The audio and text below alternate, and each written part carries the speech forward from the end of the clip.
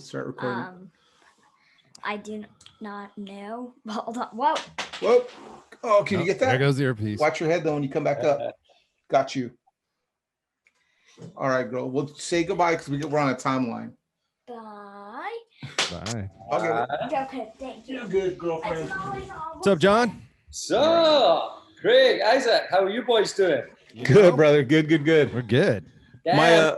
When did we talk? It was like May or June? I think it was May. It could have been. It could have been as late as June. I moved here on the 28th of June, so it was definitely before I got May. It was May. Yeah, because I think you were when maybe 2 weeks after, I think is when I started seeing you redoing the floors. Maybe, is that right? It was probably a month after. Yeah. Okay, that sounds about right. Yeah. Wow, that's crazy. It's been a minute. It has, dude. I mean, it looks great though. I love the look. The background's great. Sounds good. It's getting there, definitely. Yeah. I've still got a bit of work to do, but I'm being careful with my finances after selling all my bikes. They all went into this, and yeah, so it's a great investment though. Here's the thing about houses, man. It's not a race. It's not a sprint. It's a marathon. You know what I mean? So, I mean, dude, like you can have the house for a long time and just do things as you feel. You know, it's not like it's like, you know, it's not like it's a bike where you're like that pressing, like it has to be done this way or whatever. Because here's the thing, you could do everything to it, and then a month later, you're going to see someone else with like a different set of can lights, and you're going to be like, man, I wish I would have waited. Exactly. So slowly but surely getting there. I'm going to have my sons do have questions for you, so I'm going to actually invite them up during the interview to ask. They have a couple questions. My question, let's see. My question is first and foremost, are we going to see those Haro sweatshirts make a comeback? That's why I wore it. We just ordered them again last week. So fantastic. Yeah, so many people have hit us up.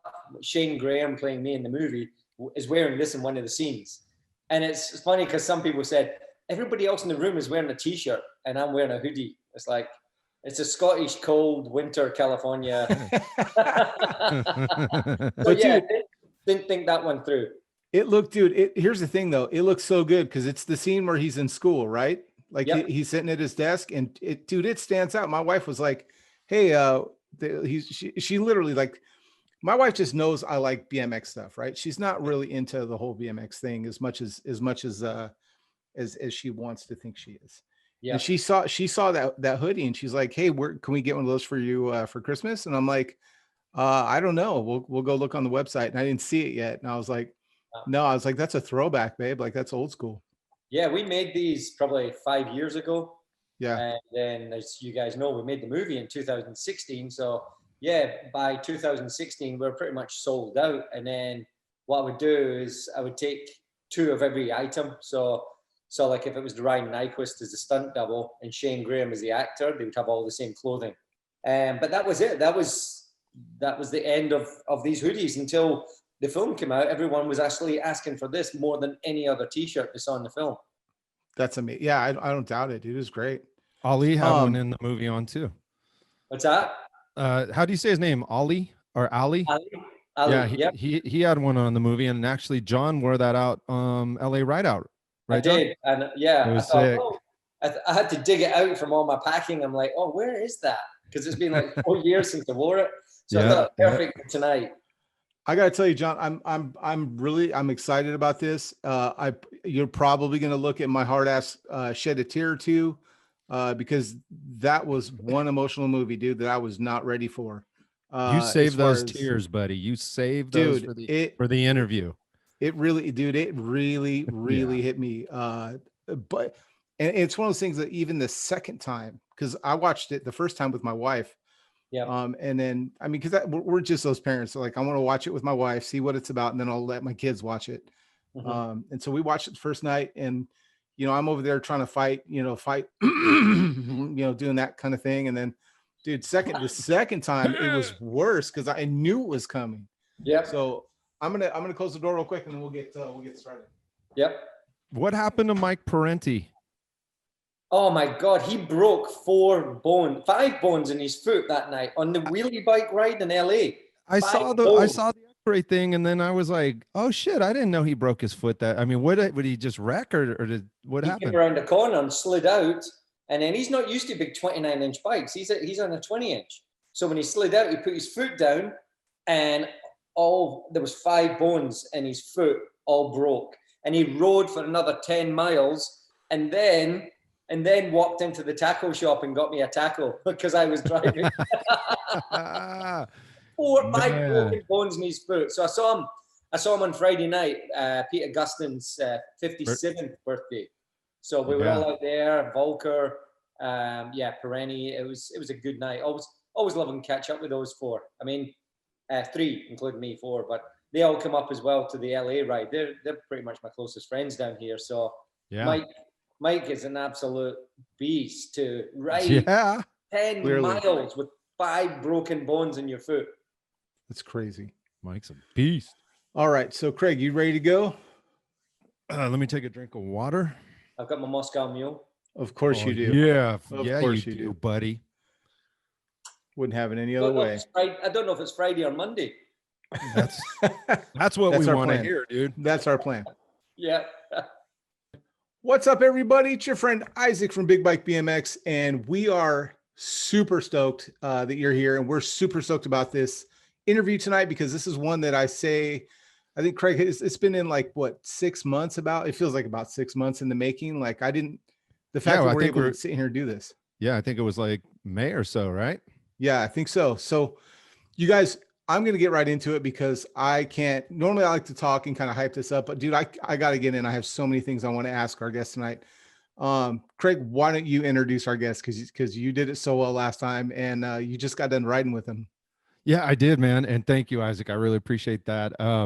Yeah, man, this has been one that I was hoping we can do. And actually when we got the phone call to be invited to conduct this interview with our amazing guest tonight, I was super stoked, man. And I want all of you guys to get ready. Hope you got your drinks, your popcorn, and everything set up because this is going to be one wild ride. No pun intended, or maybe it was. Ladies and gentlemen of the Big Bike BMX show, please welcome our special guest tonight, a really incredible guy with such an incredible story that we want to talk about and go over with you. The brand manager from Haro Bikes, Mr. John Buultjens. John, welcome to the show, brother. So, how you doing? I've got the Moscow Mule and I'm ready. Nice to see you boys again, Craig. Yeah. Thanks for having me. Oh man, no problem. It's our pleasure. It's our pleasure, John. So John, last time you were here, we had a great time talking about your history. We talked about, so much, and we talked about your book. We talked about the movie coming out, and all of a sudden, we were just like, man, I can't wait to see this. It's going to happen in theaters. COVID then just continues to do what it's doing. Those of you who are watching this 10 years in the future, back in 2020, we had this thing called COVID that shut us all down. And there were so many things that were outside of our control as far as like, it just as humans, as general citizens of the world, and especially the United States. Movie theaters, you can go to movie theaters. And so we were pretty much thinking like, we're just not going to see this movie. And then lo and behold, I think I'm on Facebook or Instagram, and I start seeing posters and I start seeing, hey, it's going to be on Amazon. You're going to be able to watch this on Amazon. And I know, John, that wasn't the ideal plan.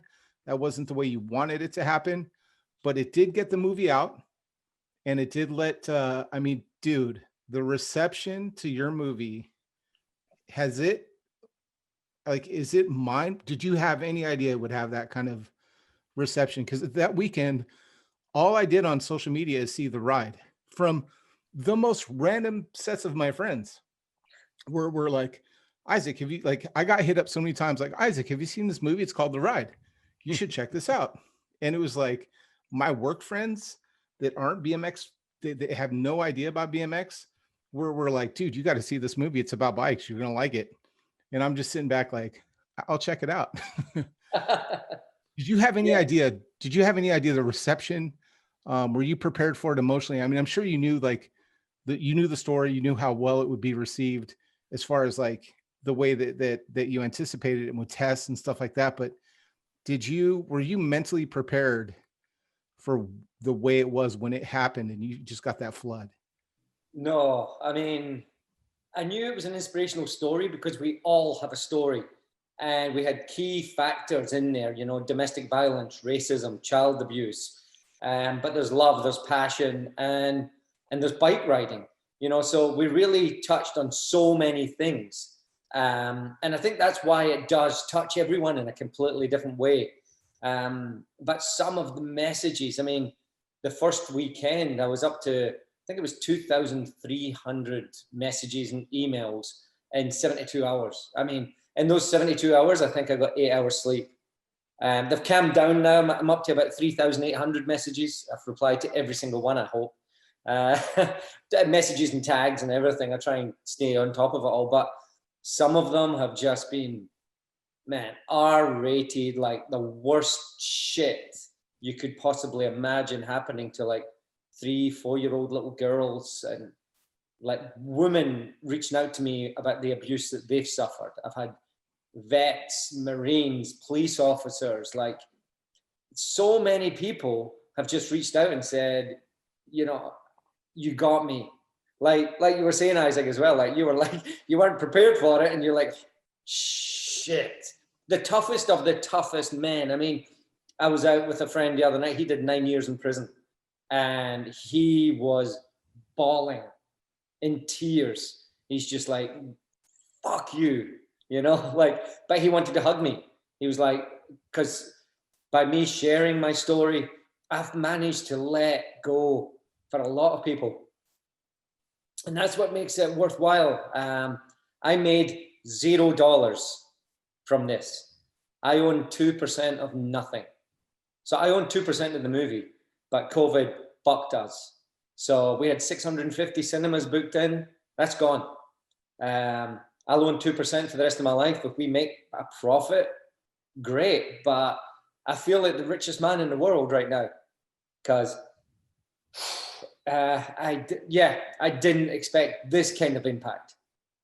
Yeah, I mean, John, that's got to be, you know, we had you on our show, like Isaac was saying, back in May, and you were talking about this, and we've seen, you know, things come from you where it's like, yeah, you were anticipating a theater release, and here we are looking at, like Isaac said, you know, COVID changed so much of our daily business and how we do things. It's been closed doors.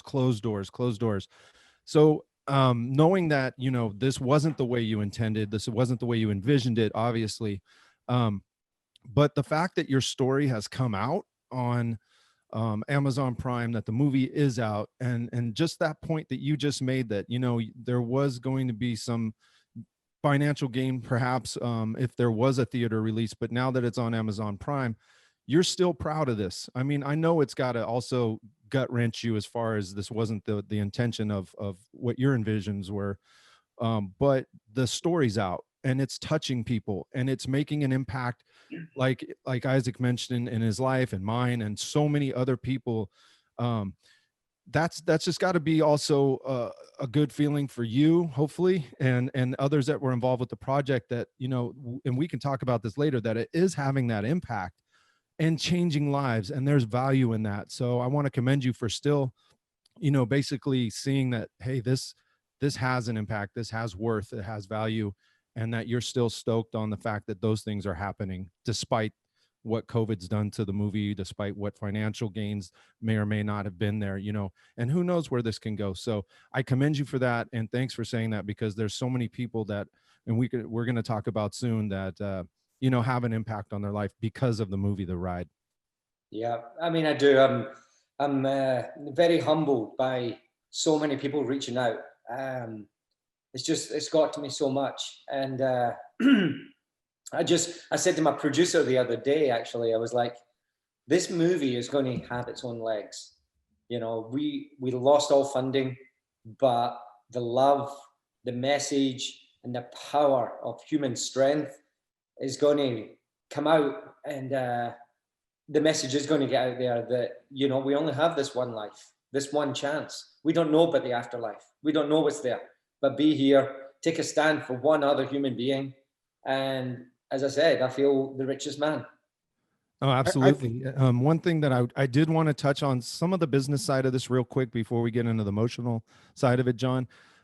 Currently, right now, the movie is released on Amazon Prime in the US, and Yep. we have folks from all over the world, Australia, New Zealand, the UK, you name it, asking us, will this be released in overseas or outside the US? Is there a potential for that you know of? And then if so, how does that get accomplished? Yep, 100%. Look, we don't even have a distributor anymore. So, the distributor in the US is Roadside Attractions. But each country has its own distribution.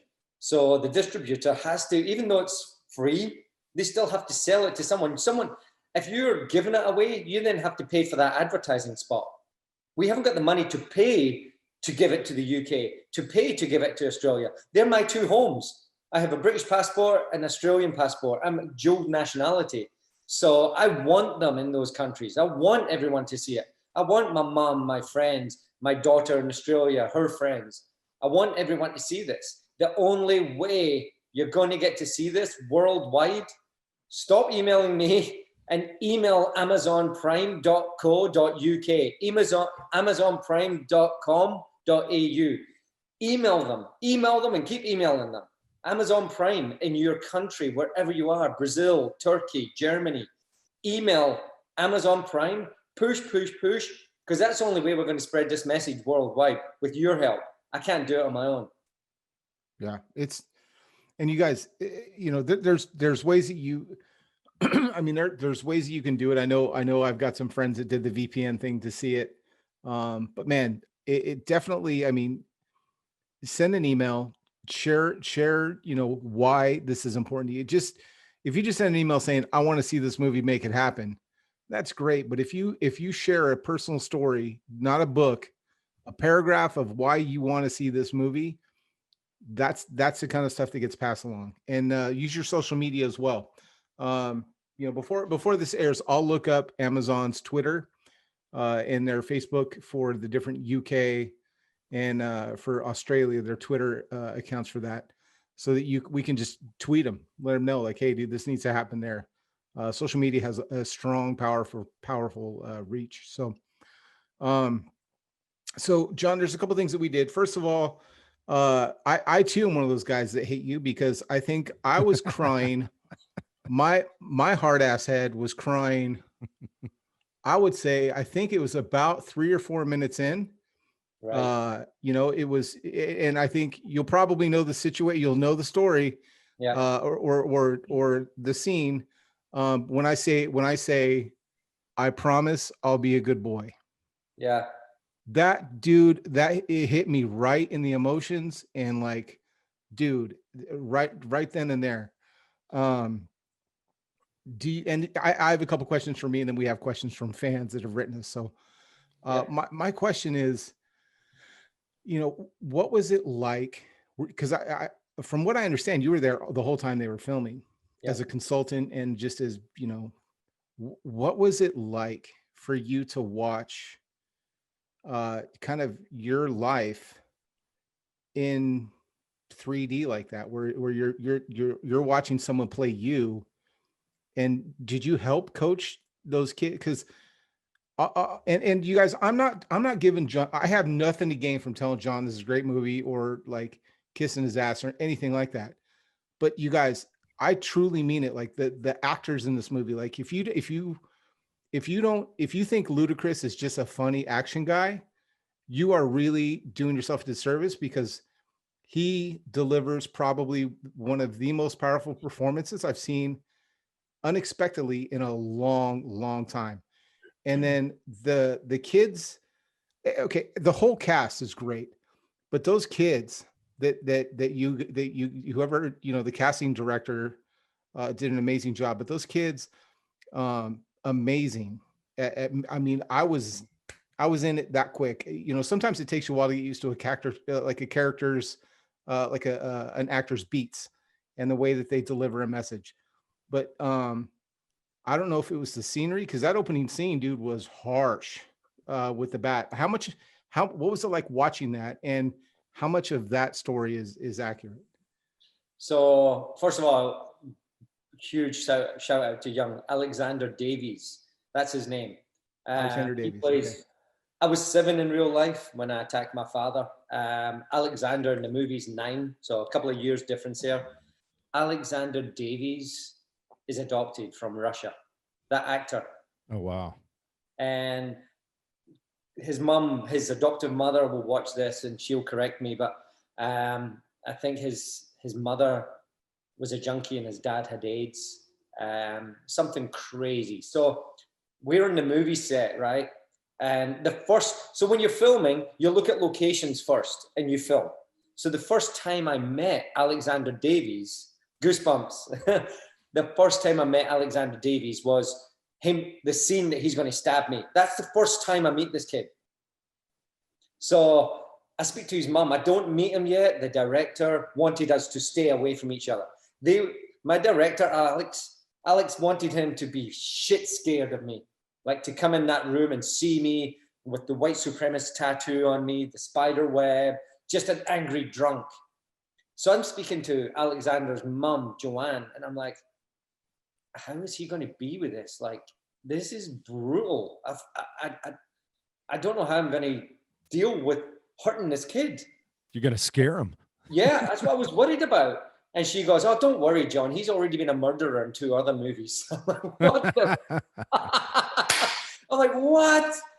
And then, so once we met and stuff like that, we got coached. So we had, including Eddie Fiola as a stunt coordinator. Shout out to Eddie.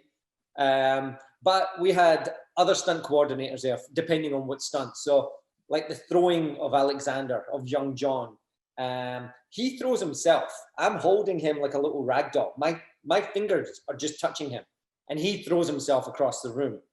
So all that violent scene is him being funny, being joking around, but the way they film it. And one of my favorite scenes, which I love to put the twist on, and I don't want to spoil it for many people, but hopefully it's going to brighten your heart up a little bit. One of the roughest scenes that get me is when they're cutting the swastika into his neck. So Brian Craig, who's the lead skinhead, he plays Jack, and older me, Shane Graham, are actually holding Alexander Davies down and tickling him like crazy. So his legs are going, ah! So they're actually tickling him at that point when his legs are going absolutely mental, which I love to share that because it's the magic of camera. It's the magic of cinematography. You get the most brutal scene left in shock, but then you realize behind camera, you can only see his legs. Above him, you've got the lead actor, Shane Graham, and Brian Craig tickling him. So the truth all the way through it all, yeah, I mean, I was the smallest kid, so I would always be breaking into places. But the baseball bat with the security guard, that never happened because honestly, 99% of the time we never got caught. So. We're too good. We were too good for that. That's sloppiness. Yeah. And you know, to go back through the movie, John, you know, the opening credit obviously says inspired by a true story. So, you know, if anyone's read the book, they understand that you grew up, they read the book, The Ride.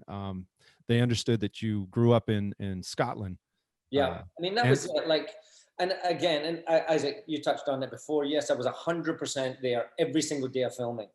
I had first right of refusal of every single scene that was in that film. We were going to film it in Scotland. It rains 8 days out of 7. So if you're raining 5 days out, yeah, we're filming for 4 weeks. We crammed all that into 4 weeks. So you pretty much wash away 1 week. I mean, it's a waste. How are you going to catch those days up? So to make it in America, it opens up to a global audience. So yes, it's inspired by my story, but there's kids out there that have gone through a lot worse. And I hope me sharing and making it into an American story shows that this happens everywhere. We made it modern day. A lot of people are like, that didn't happen. That was in the 80s, or that was this and that was that. Again, it was to make it more relatable today because these problems are still happening today. Right now, during this COVID crap, Domestic violence up, child abuse up. I mean, as I just read, a kid in Utah committed suicide at 14 years old because he couldn't go to school and be with his friends. And then I kept reading, and then there was something like 36 kids in Utah have committed suicide this month. Like, they're not talking about that. Oh, we've got new stats. Sorry to bring this up, because the C word, COVID, that's worse than now the can't. I went to try and get a test, right? Because I was close to someone who had it. You can't click a box to say I was close to someone with COVID. You have to have symptoms. You already have to be ill. So that's why all these results are coming. Oh, we've now got 86,000 people because they've got a cold. They're already ill. That's why they're getting these positive tests. You're not sending healthy people to get tests. And then it comes to, so I don't want to make this a COVID thing, but the problems with domestic violence, with human trafficking, all this is going on right now. Alcoholism, the worst place to be right now is isolation. If you've got a demon in your head, you got to be out on that bike or find something you're passionate about. Don't be stuck indoors with the worst demons that you could possibly be with, because that's what's putting these people over. That's a good It's point, difficult. John. It's When definitely we difficult. talked back in May, one of the things that we brought up in your interview with us was the fact that we were talking about the movie coming out, and the fact that, you know, this was something that we saw that society and around the world needed. We needed to hear this story. We needed to hear about the things that are going on and how to rise above that, how to make, you know, that there is hope. There are ways to be so far down that you can get back up. You can dust yourself off. You will, if you strive, if you have the heart, if you have the passion, that you can thrive and overcome, which is definitely what your story for me is about. You know, that even in the worst case terms or the most bleak situations, that you can rise above, and that there is hope. So I want to, you know, say thanks for doing that, because we were talking about this 6 months ago when all this was relatively new, when all the numbers didn't mean as much, or we didn't know what to think of them. We said we needed this movie. We needed something that was true and could speak to everyone to send that type of message to. You know what I'm saying? Like, that had to happen, and it's happened. So Yeah. totally goes with what you were saying. Yeah. John, and those of you watching, so Craig and I have about 600,000 questions for John. At But least. what we did was, there's a Facebook group that we stumbled upon, and it is basically fans of the movie The Ride. And so, you know, joined it, and then I posted, hey, we're going to be interviewing John. What questions would you like us to ask? And we posted this on there, and then we've been talking about interviewing John on our podcast, our audio podcast for Big Bike BMX, asking people to send us personal DMs, and we will ask your question to John. So it's not just the Craig and Isaac show, asking all the things that we want to know. So we'll kind of go back and forth. I'm going to ask John you some questions here from some of your Facebook fans that you may or may not even know. This one is from Tony, and I don't want to say people's last names, so I'm just going to say Tony, Toni. Maybe give them if they have a last name, just use their initials so they recognize it's them. Yeah, Tony R from Facebook. John, are you still in contact with your brother? And did he do any jail time for his crimes? Yeah, I'm still in contact with my brother, and he did do time, definitely. In real life, we didn't meet back up for a long time. It wasn't when I was 16. I mean, we sort of drifted back and forward and stuff like that. But yeah, with him and the crew and everything coming back into my life, that didn't actually happen. So. But I talk to him once a week now. You know, it's he's struggling. He is struggling. He's got a lot of demons in his head, as I was saying to you before, and he lives in an area which is pretty much like the white projects here. You know, it's an area that just high unemployment and things like that. So, I mean, he's suffering from PTSD bad. And every time I go home, I see him and we FaceTime once a week, just on the phone call, you know, but yeah, look, he's still there. He actually came to my movie screening I held last year in Scotland when I had 200 friends and family in the old warehouse. I told you it's now a cinema. It's in the credits, actually. In the credits, you see me riding the bike back in the early 90s and late 80s. So that warehouse is now a cinema. So yeah, he came up for that, which was amazing, you know, because he drinks a lot and he doesn't drive much because too much alcohol and driving doesn't work.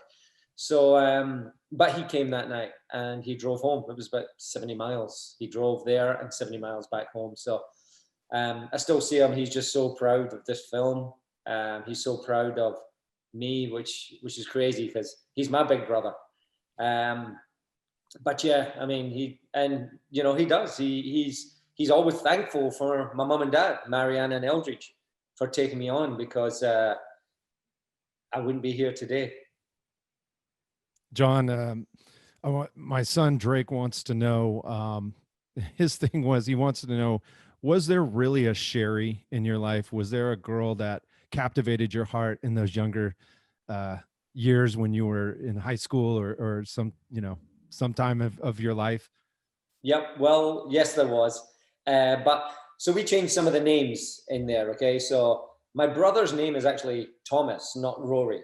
Again, just try to protect some people because it gets difficult. I'm okay to be hurt and attacked and everything else, but I don't want people knowing Sherry's real name is actually Sharon and Rory's real name is Thomas. So again, I'm 10, 11, 12 years old. Okay. So I was fostered at 10 and I met Sharon at the school and she was the gorgeous blonde and everything else.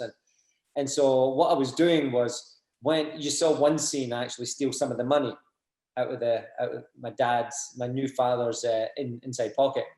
But that just didn't happen once. I mean, I was taking 10, 20 pounds at least once a week. So, I mean, that's like taking $100 out of a pocket today.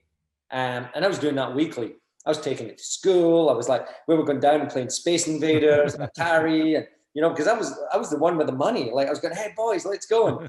And so I was boasting around, and I was even buying Sharon, not Sherry, but Sharon. I was buying her gifts, and like it was great. But she was the one that actually told on me that I was stealing the money. So she reported me, and my entire class, there was only actually 7 guys. There was, I think, 16 girls and 7 guys in my class. So kitchen. My guy. Sweet ratio. My guy. So all the guys got into trouble because they were spending the money with me. We all got into trouble. That's fantastic. So right. Sherry is Sharon. The next one, this one's going to be a twofer. Shane W wants to know, when are you going to have beers again with him? Oh man. Right? Yeah. So is that Shane Watton? If we want to give his last name, yes.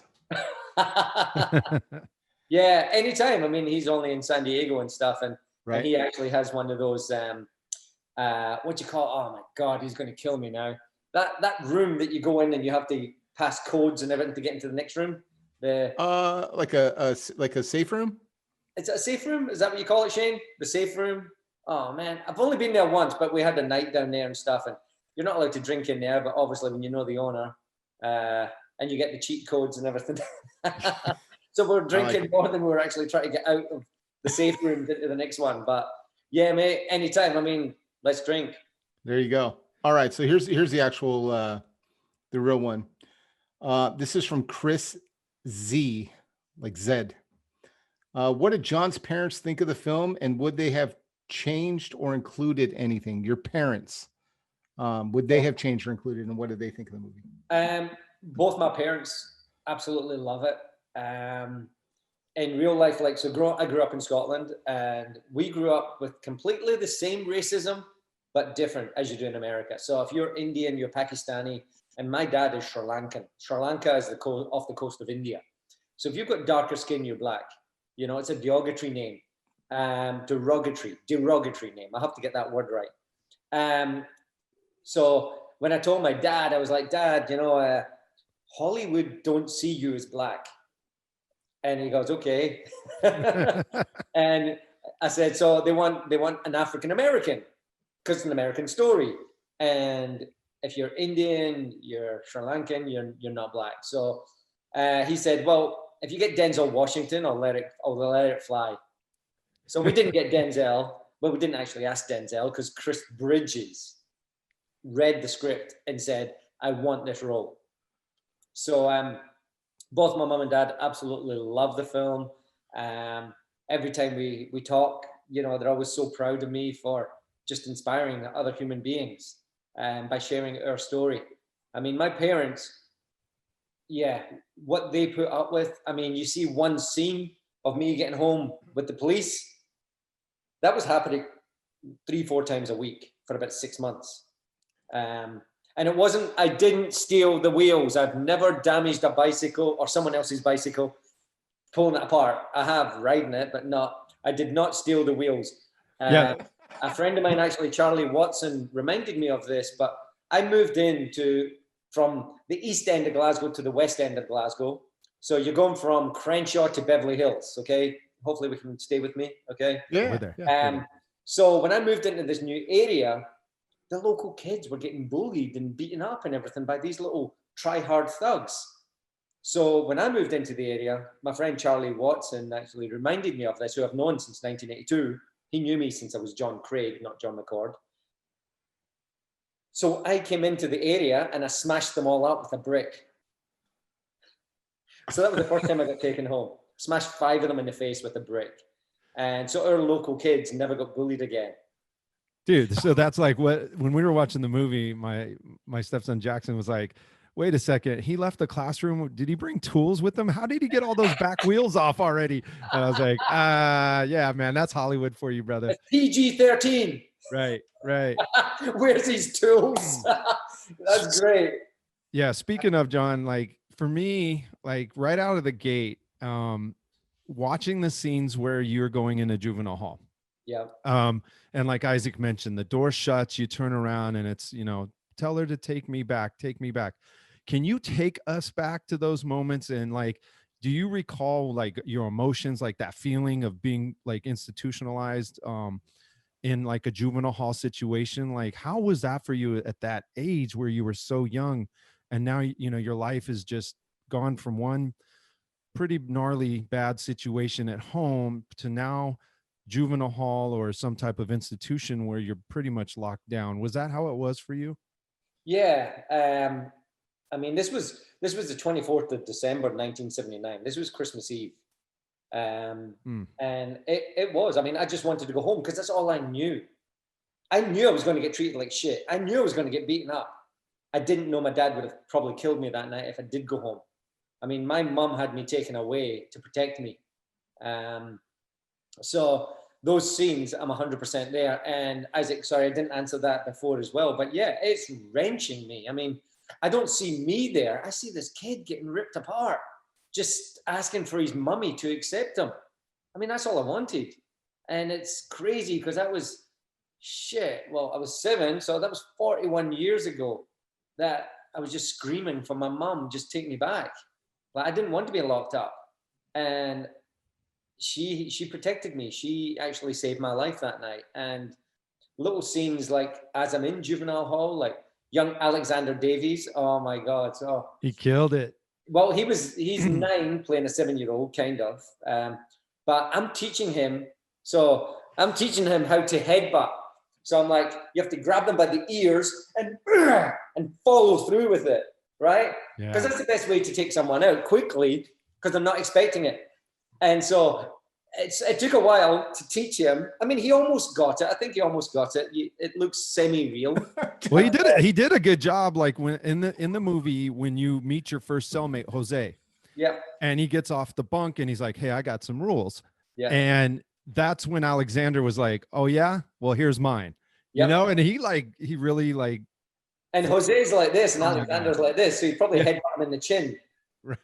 You guys, it is so surreal to me because literally John Buultjens is the nicest human that I've met in the last say 5-10 years. Besides me. Like, besides Craig. John is like the most kind and generous and just shirt off his back kind of guy. So it's so surreal for me to be sitting here listening to John talk about this inspiring moment while giving proper headbutt advice. Like you have to hold and follow through. Yeah. Like this. It's just like, there's little moments when you're like don't owe John $5. You know what I mean? Like there's people that I owe $5 to that I'm cool with it. Okay. Here's a UFC fighter, Maurice Smith. Like, I owe that dude $5 and I won't let him pay me back just so I can say that like Mo owes me $5. UFC champion owes me $5. John, I would not want to owe John $5.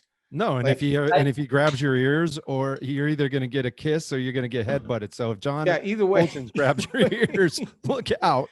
You don't know what's happening. That's what it was called. It was called a Glasgow kiss. It was called the Glasgow kiss when you went in like that. But also speaking, I'm going off on a wee tangent here, and I hope you don't mind, but I think you're going to love this because you both read the book. So $5 just got me thinking again. So 1977, my aunt and uncle owed their neighbor £5. It's £5, £5. So invited into the house to give him £5. My uncle smashed him over the head with a mallet and made my auntie chop up the body for $5. Wow. This is PG-13. We could not make this movie an R-rated movie. This is just a glimpse of little things that happened in my life. But the $5 thing, you just brought it back. And it's like, good Lord. I kind of can laugh at it because it doesn't feel real. But holy shit, you just brought it back, because that's another thing. I was sexually molested at 5 years old. And then it continued when I was in juvenile hall. Like, but you can't put all that in there. People were picking, he's got a 4-piece bar. Now he's got a 2-piece bar. Yeah, I had a dick up my ass. Like, fucking hell, dude, get over it. So anyway, sorry. No, and I can't emphasize to everyone out there who's listening, if you really want to get the feel for what went on in John's life, please go out and buy the book, The Ride. You can find that on Amazon as well. It just details so many of those things that you're saying, and it's so like page turner, but it's also like cringy too, because like this stuff is real. This is not a science fiction book. This is a real thing that you lived through and can tell today.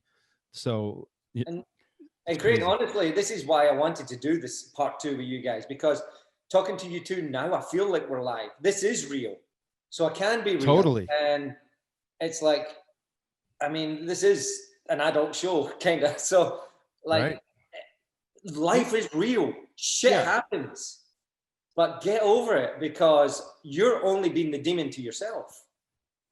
Absolutely. I think one of the theme that I took away, I think the most, and what I wish 14, 15, 16-year-old Isaac would have seen this movie, is that the decisions that you make affect you, but you're only locked in as far as the decisions that you continue to make.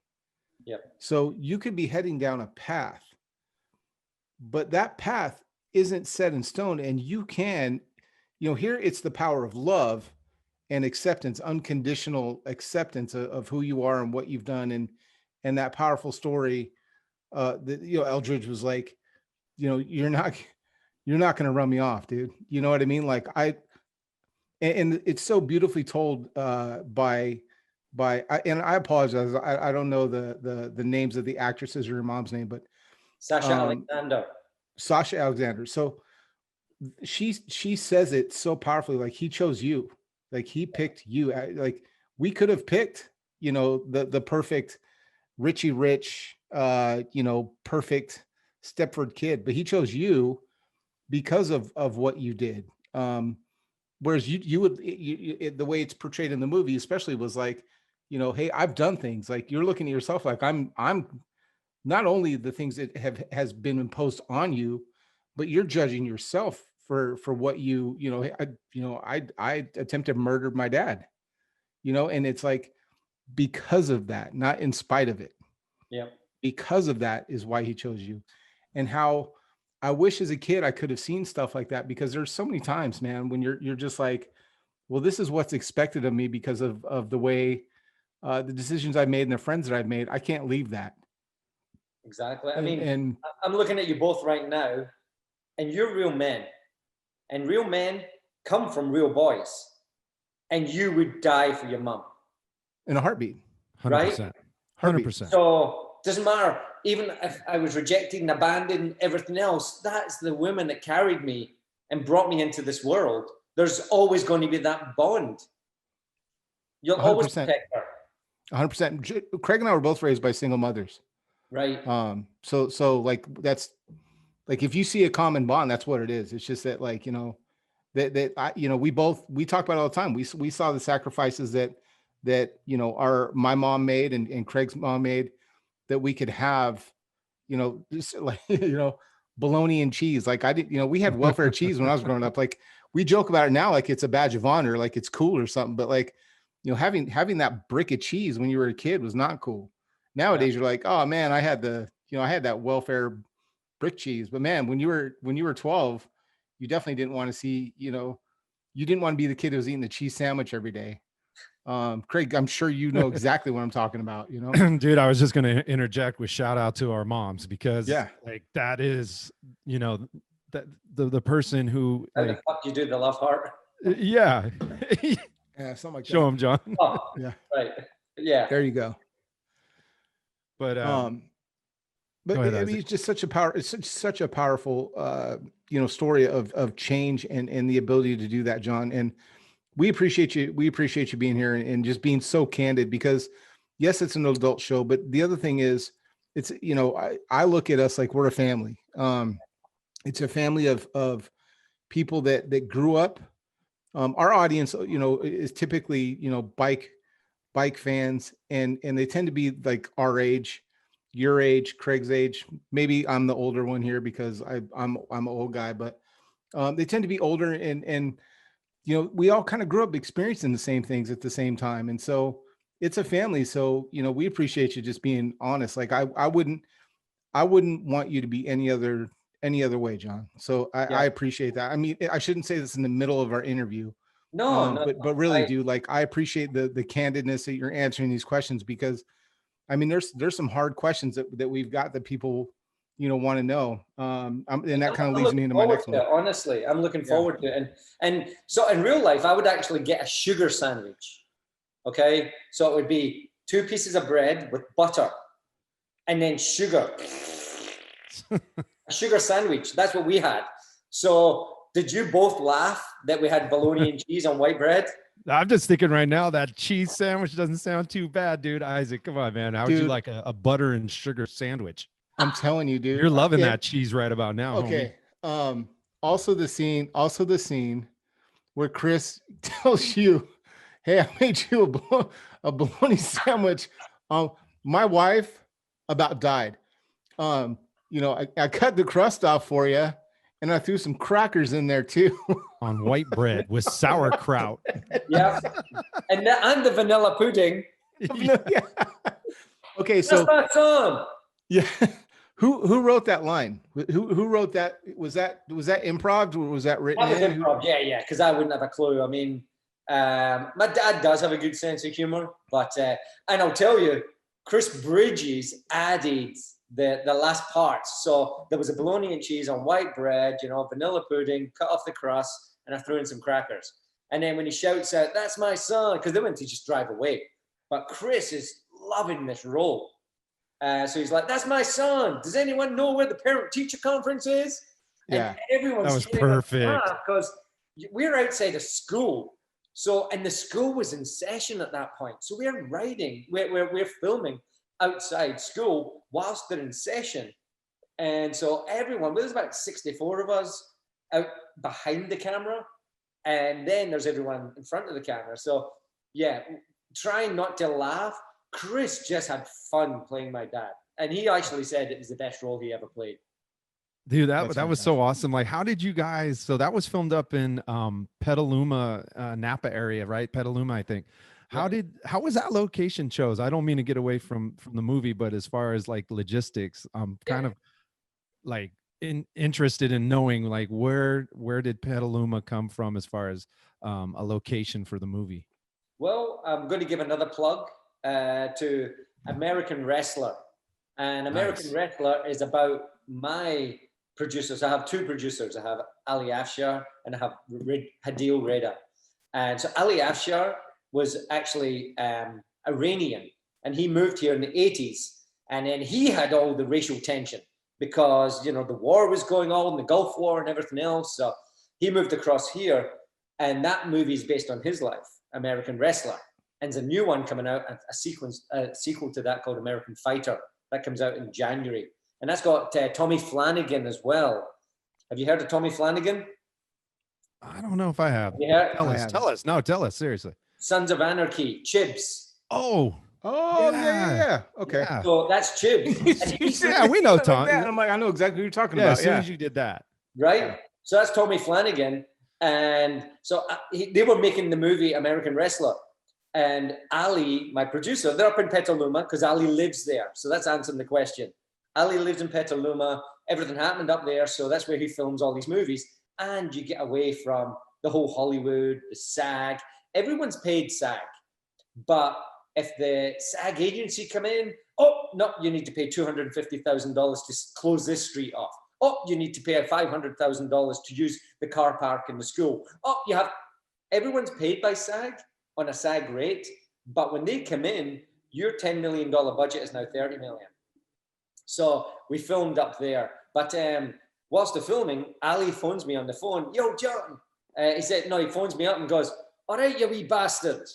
And I'm like, Ali? And he goes, no, it's Tommy. I'm like, holy shit, Tommy Flanagan. Who the fuck do you think it was? And he goes, all right. And he's going on and on. He's like, we used to be neighbors. Like, because he lived in the next suburb. Those scars, that's a Glasgow smile. That was created with cardboard cutters. They put them in and rip them.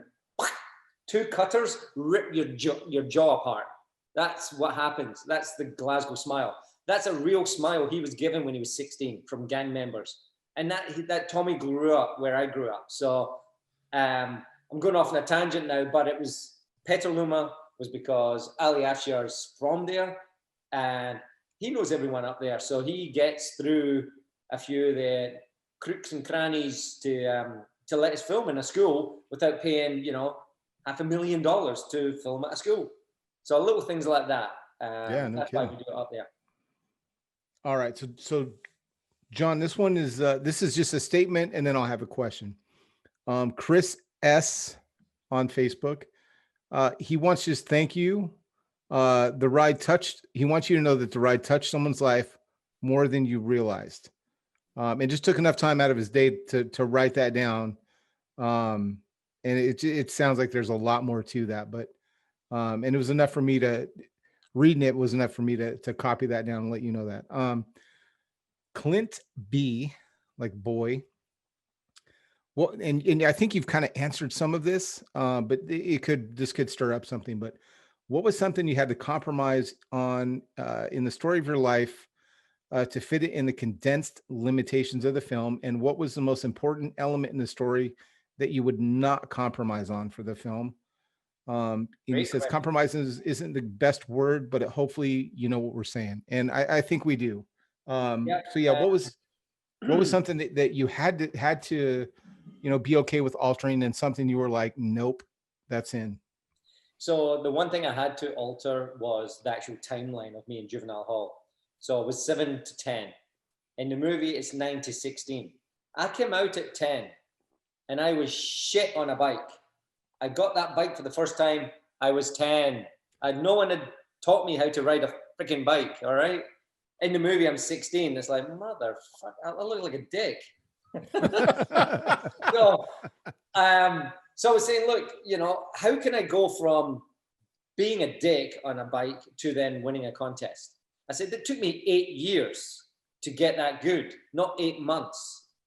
And, they were like, oh, but then it's going to add another 15 minutes into this, and it's going to be a 2-hour movie. And you've got 130 to 140 is a sweet spot for any, what's the word I'm looking for? Like focusing on a film. You go over 2 hours, yeah, people are like, yeah, picking up the phone, you're doing all this and that. So I had to compromise that part. That they wanted me to come out of juvie and get my BMX. They didn't want me to play around for 6 years learning how to ride BMX and get on a ramp, because I didn't get on a ramp until I was 16. Whereas, you know, in the movie, I came out of juvie and within a month I'm riding ramps. So it took me 6 years. So I negotiated on that. What I wouldn't let go was they had the word rape in the script. My dad attempted to rape a woman, and that's why he was locked up. And I said, no, that never happened. Oh yeah, no, it never happened. It's just an accusation. No, you're not using the word rape. You're not doing it. So they basically said assault, attempted assault. And I was like, look, spoke to my dad and mum, and I said, look, this is meant to bring you and I closer together. We had 6 years to get close together. You know, I saw my father's love more than having to be locked up together. It was nothing like that. My dad was never locked up. They just put that into the script to bring us closer together in such a short lifespan. Whereas realistically, it was 6 years of growth of him showing me love and affection, education, my home, food, everything. But because it was such a short lifespan, they were like, how can we bring them so close together? And that's what they did. So I spoke to my mum and dad and I said, look, I've told them. I said, no. I mean, Isaac, Craig, I had the script in front of me for almost 6 months. I wasn't signing it. I wasn't signing off on so much. But that was the key that I said, no, you're not having that word in there. Even though it was a false accusation, I don't want that word in the movie. I think it could lead the wrong way. Well, yeah, even so that entire story arc then of like the attempted assault by your dad, that is absolutely just made up to help move the story along and help in the story of the ride you connect with him. Got it. Sorry, Craig. Exactly. It was to bring us both together. Yeah. Got you. No, I was just going to say the same thing. I mean, I can understand for movie purposes or theatrics or character building, bonding, whatever. And we know basically in the movie we see the relationship building between John and Eldridge, how that formulates and stuff. But and there's some scenes towards the end that we get like some quick snapshots of what young John's experiences were with his biological father. Okay. You know, the scene where young John, Alexander Davis, comes up and he has to basically, he grabs a kitchen knife and he stabs his dad, right? Yeah. And he's protecting his mom because mom's getting beat up by his dad and stuff. We really don't get, and a lot of questions that I've seen, John, are like, what happened to John's biological father? He did die. He actually died before my biological mother. So in the movie, my biological mother dies, you know, whilst I'm in juvie hall. But my biological mum didn't die until 2015. So in the script, that's changed around. So my biological father, I can't even call him a dad, but my biological father, he died in 1997. He was locked up pretty much short after that. You know, he was in pretty much a mental home. I mean, it was like he was just losing his mind. Well, I remember, I mean, if I can remember from the book, John, I think I read that after you were removed from the home and went into the facility, I think you only saw your father one time after that, correct? Yep. My new parents took me to see him once. And I was so standoffish. I didn't want to go and see him. I hated the guy.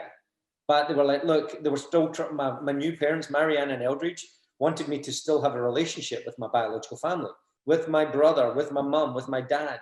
They still wanted that connection, but I couldn't forgive my mum for having me locked up. And I was petrified of my dad. I mean, my dad threw me in a fire when I was 3 years old. My dad used to bounce me off walls. Like I would be climbing on the kitchen bench and he... What put you into the detention facility, still wanting to make sure that you saw your biological parents is just such a contrast from the world that you came from. And now seeing life through two new parents that still wanted to include them. Well, Craig, I'll have to butt in at this point because they didn't know. They didn't know. They didn't know until I was 30. Wow. They knew I was malnutritioned. They knew I came from a dysfunctional family, but they weren't told about being thrown in the fire, the beatings, the horrors, the molestation, nothing. My mom and dad didn't get told nothing. Did that come from you? From me. I was 30 years old, and I had this. It was like an epiphany. So I lived in Australia for 18 years, and I was in a place driving to a place called Shepparton, which is north of Melbourne in the state of Victoria, and I'm driving up there. So this is 2002, and I was a sales rep for Hoffman Bikes, Chris King, all that stuff, and I'm driving. So when you're driving as a sales rep, and especially going country towns, you got a lot of thinking going on. And I just said this, woof, come over me. I'm 30 years old. And it was like, holy fuck, I forgive my mom. I forgive my biological mother. I'd never called her mum in 23 years. Wow. And so I phoned my mum and dad back up, Marianne and Eldridge, when I got back to Melbourne, because cell phone calls and everything were still really expensive back then. There was no free internet calls. So I had to get back on a landline. And I called my mum and dad and I said, I need to come home. I need to forgive Margaret. Margaret, not Magdalene. Again, we changed a lot of names, but they were still there. And they were like, okay, well, so they helped me. Because again, I'm a freaking sales rep. I think I was making like 28 grand a year. So I basically got on a flight. It was 3 months in advance, you know, but I got on a flight, flew back to the UK, went and saw my mum and dad. And we were actually out at a restaurant again, as we always do, even when they proposed to be my new parents. That was in a restaurant, although they didn't adopt me in the restaurant. It was just the proposal. So I went back in 2002 and spoke to my mum and dad and told them everything. I mean, Marianne and Eldridge were in tears. They were just like, why didn't we know this? And I said, I'm glad you didn't, because you would have treated me with kit and gloves. You would have treated me differently. I'm the man I am today because you treated me the way I am. So I'm glad they didn't know. So I went back so my parents are in Dundee, which is north of Edinburgh in Scotland. And I went back to Glasgow to see my biological mum. And I looked at her and I basically said, I forgive you. And she goes, what'd you forgive me for, son? And I said, thank you for loving me enough to let me go. I've had a wonderful life. And I said that to her face. In the script, that wasn't even in there. During filming over the month, I told Shane Graham that, and Shane is telling my producer, my director, he's like, this has to be in the film. Like, thank you for loving me enough to let me go. And that was the final words in the movie. So I said that to my biological mom in real life. She died in 2015 and I didn't cry because I'd already made peace with her. And I will tell you, there's a sweet spot to this. So when he was locked up, the biological father, my mum got a divorce. She remarried this guy, Eddie Baird. They were married for 20 years. She died in 2015 and he died 5 days after with a broken heart. So she found love eventually after all that pain. That's incredible. I mean, and just to backtrack a little bit. I just need like 2 minutes now. I will be right. That is a beautiful story, John. Thank you. That's the truth. That's how it went down. Yeah. And I can understand you and Isaac and myself with the emotions that are tied into this, because that closing scene, John, and the look on your face, man, it really said a lot. It really conveyed a lot of emotion that maybe you were thinking about. I didn't see it as acting. I just saw this like very somber, understanding man who was reflecting maybe perhaps on his whole life throughout this filming of this movie.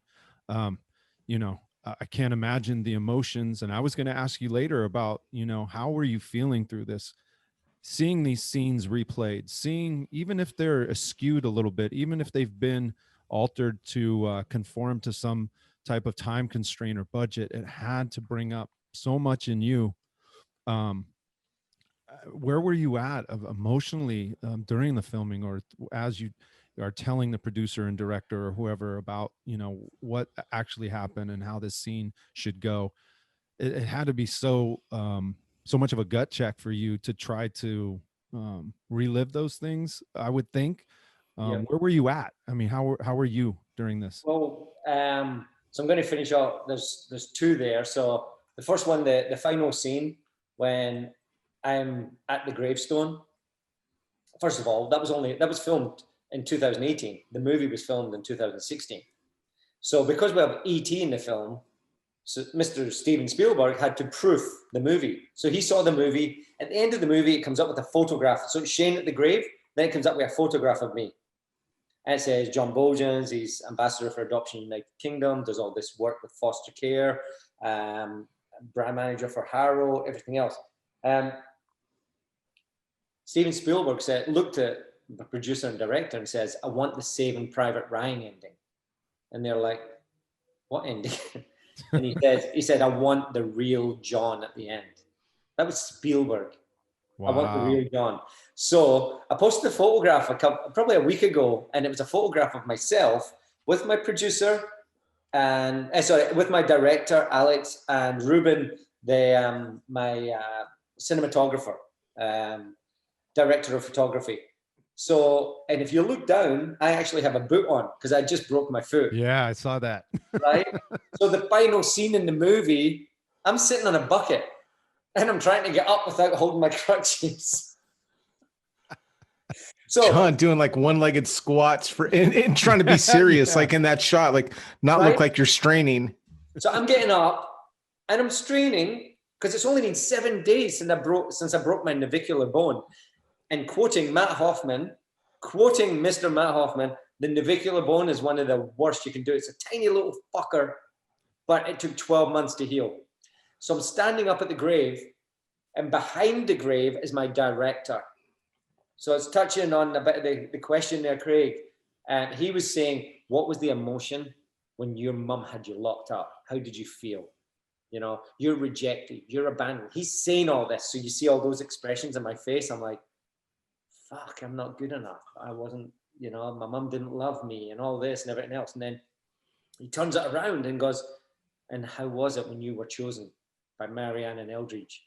And you see my face sort of smiling and gleaming and everything else. I mean, that's amazing directing right there. He did that. Yeah. The goosebumps. That's goosebumps for me, man. That's so Alex did that. And then Ruben, obviously, with his cinematography, absolutely amazing. But all the way through it, it was surreal, and also to answer both your questions, it was surreal, and also Isaac, when you said it was 3D, it's like real D. I mean, I don't know, is that a thing? It's real D. It's like real right D. In front of me. I'm there, but I'm here. Like, what the fuck? Yeah. So every day I was crying for that kid, for that child. Every single day. The worst one for me was the dinner scene at the restaurant. That was the worst. That was the hardest. That was the hardest, but it was a release. Because my mom and dad proposed to me over dinner. We were having Chinese. I love Chinese, so we were having a Chinese meal at the restaurant. Write that down, Craig. I just write that down. Dude, I got it. we got to take John for Chinese. Go ahead. Sorry. Now we know. Here we already know what he likes to sip on. Now we're gonna add the Chinese food in. Hey! I haven't started on your gift yet. Oh, look at that. I'm going to drink this one for you and for Buff because Buff wanted some. But that scene when my parents proposed to me for the first time, they actually said, you know, we want you as our legal son. You know, will you be our son? And then obviously we had to go to court to sign the papers. That I was like behind the camera and I was just in tears. And Alex, cut. Do you think we got it? Sasha Alexander plays Mariana. She looks over and she sees me and she goes, we got it. Nice. She sees that I'm just fucking bawling. I'm like, wow, is that what it looked like from over here? because that's me right there. And yeah, as you can imagine, it's real D. I mean, your own life written out in front of you. So I felt sorry for that child that didn't feel sorry for me. I wasn't prepared. Like that scene, I was not prepared for. I didn't expect to have the emotional reaction that I did to it.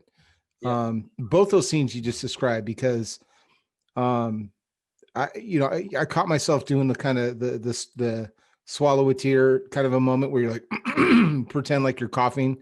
So your kids don't realize you're crying, and then you're like, just let it go, dude. Just cry in front of your kids. Why not? But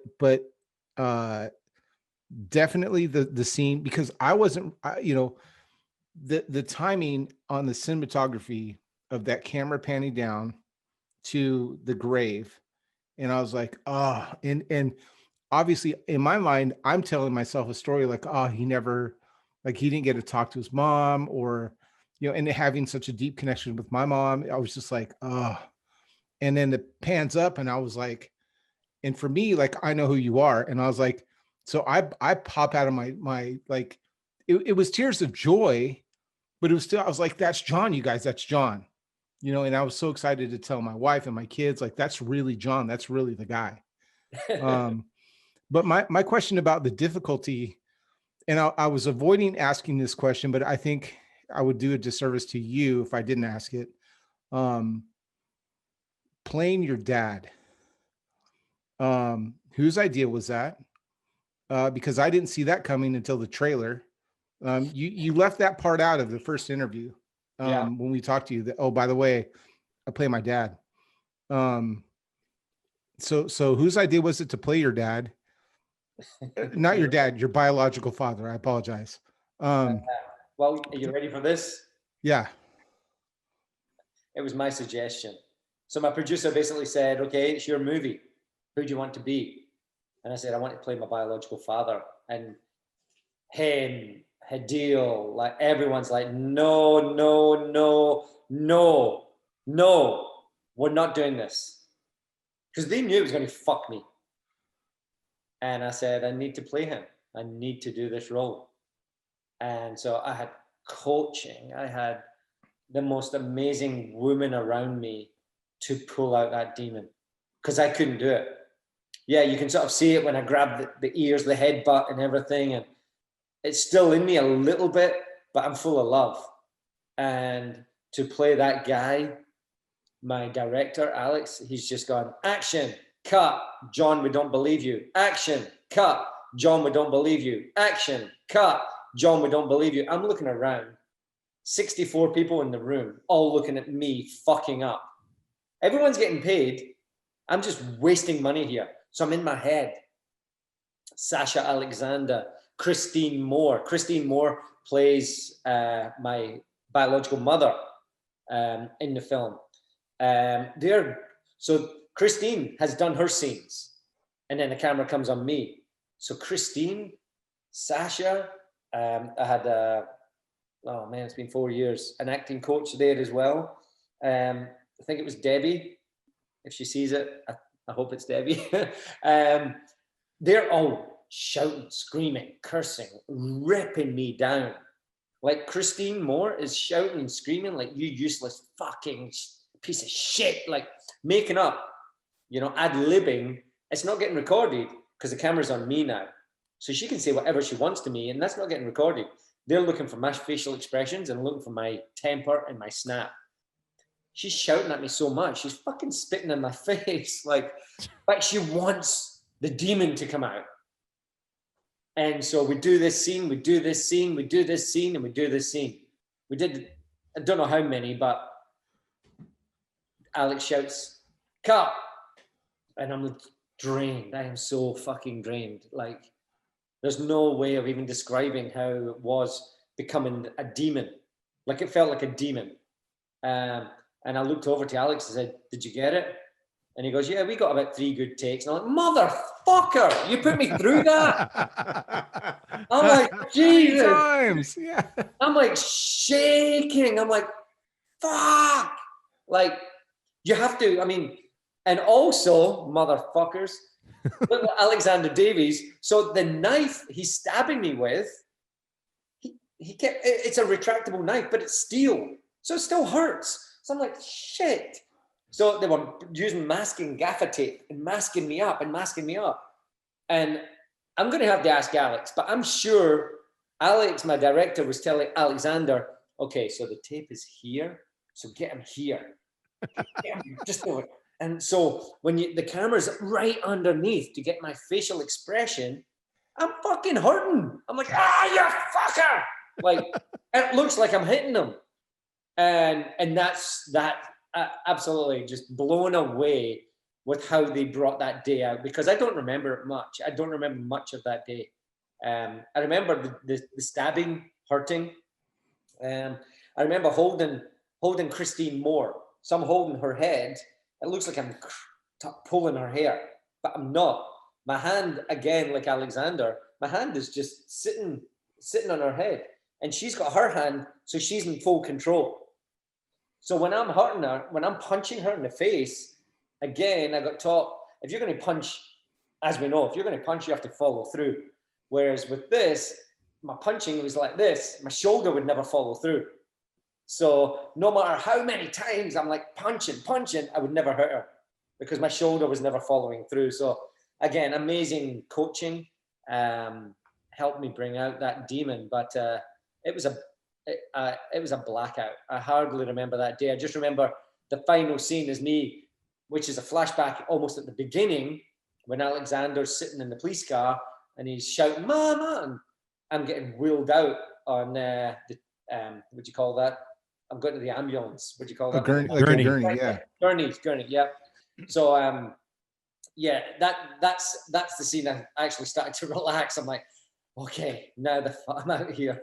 But it was definitely, that was actually one of the hardest days of my life, playing that character. And they did take a lot of scenes out of that violence as well, because it was going to be it wouldn't be a PG-13. They had to take some of the scenes out. They were too brutal. It looked, I'm okay. Hearing that story is incredible. And I'm glad that they made you go through that, because as someone that just watched the film, it was pretty believable, dude. I'll be honest with you. Like, as a couple things, there's a couple things here. As someone, like, you know, if you've listened to the podcast, like, you know, I have a history of like MMA, have some friends that are famous MMA guys, traveled with them. And so there's a specific scene where you have again, I'm horrible with names, I apologize, but you have the woman down, looks Christine like you have her head. Yep, Christine Moore. And your arm is up cocked. And when you watch, if you know how to fight, you know, someone that knows the mechanics of throwing a punch, like, bro, you're lined up. You know, it's not a haymaker like one of these. I mean, you're in line, dude. And I'm watching your arm go down, and I'm like, that's exactly how that's how you throw. That's how you throw to hurt. You know what I mean? I'm just like, holy cow, look at John. And it was such a weird juxtapose of someone that knows you as a person in real life, a human, to see you play a character that is such the polar opposite to who you are in actual day-to-day life. Thank God that this version of John exists, not the version of John that was headed down that path.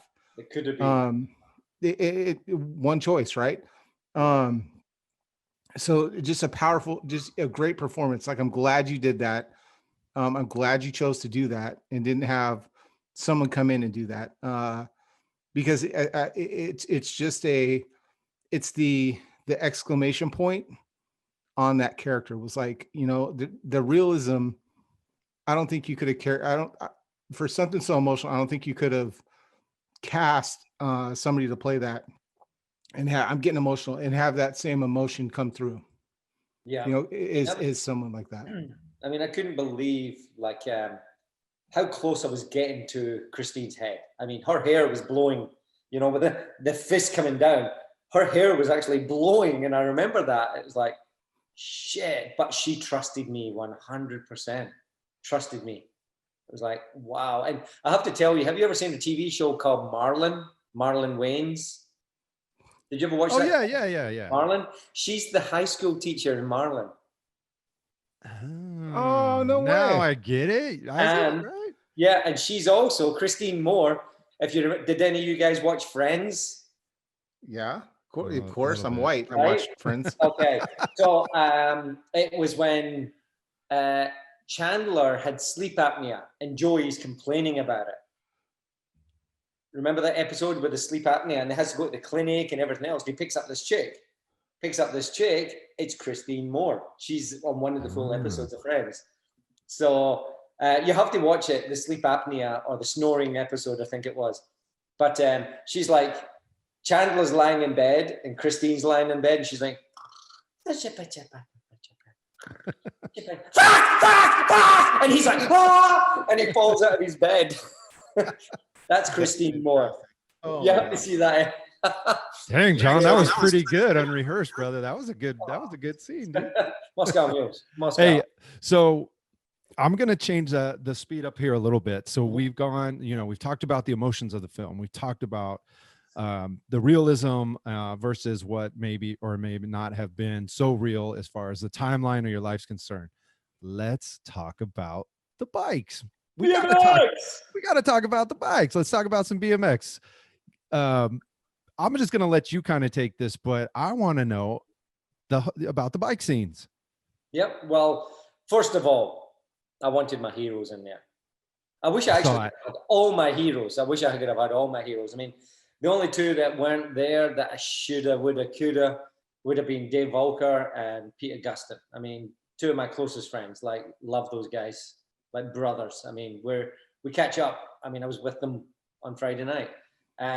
But to have like Mike Dominguez, Brian Blyther, I mean, you've got Hoffman, Wilkerson, and Xavier's there as well. And Xavier only became a friend of mine from about 2005, 2006.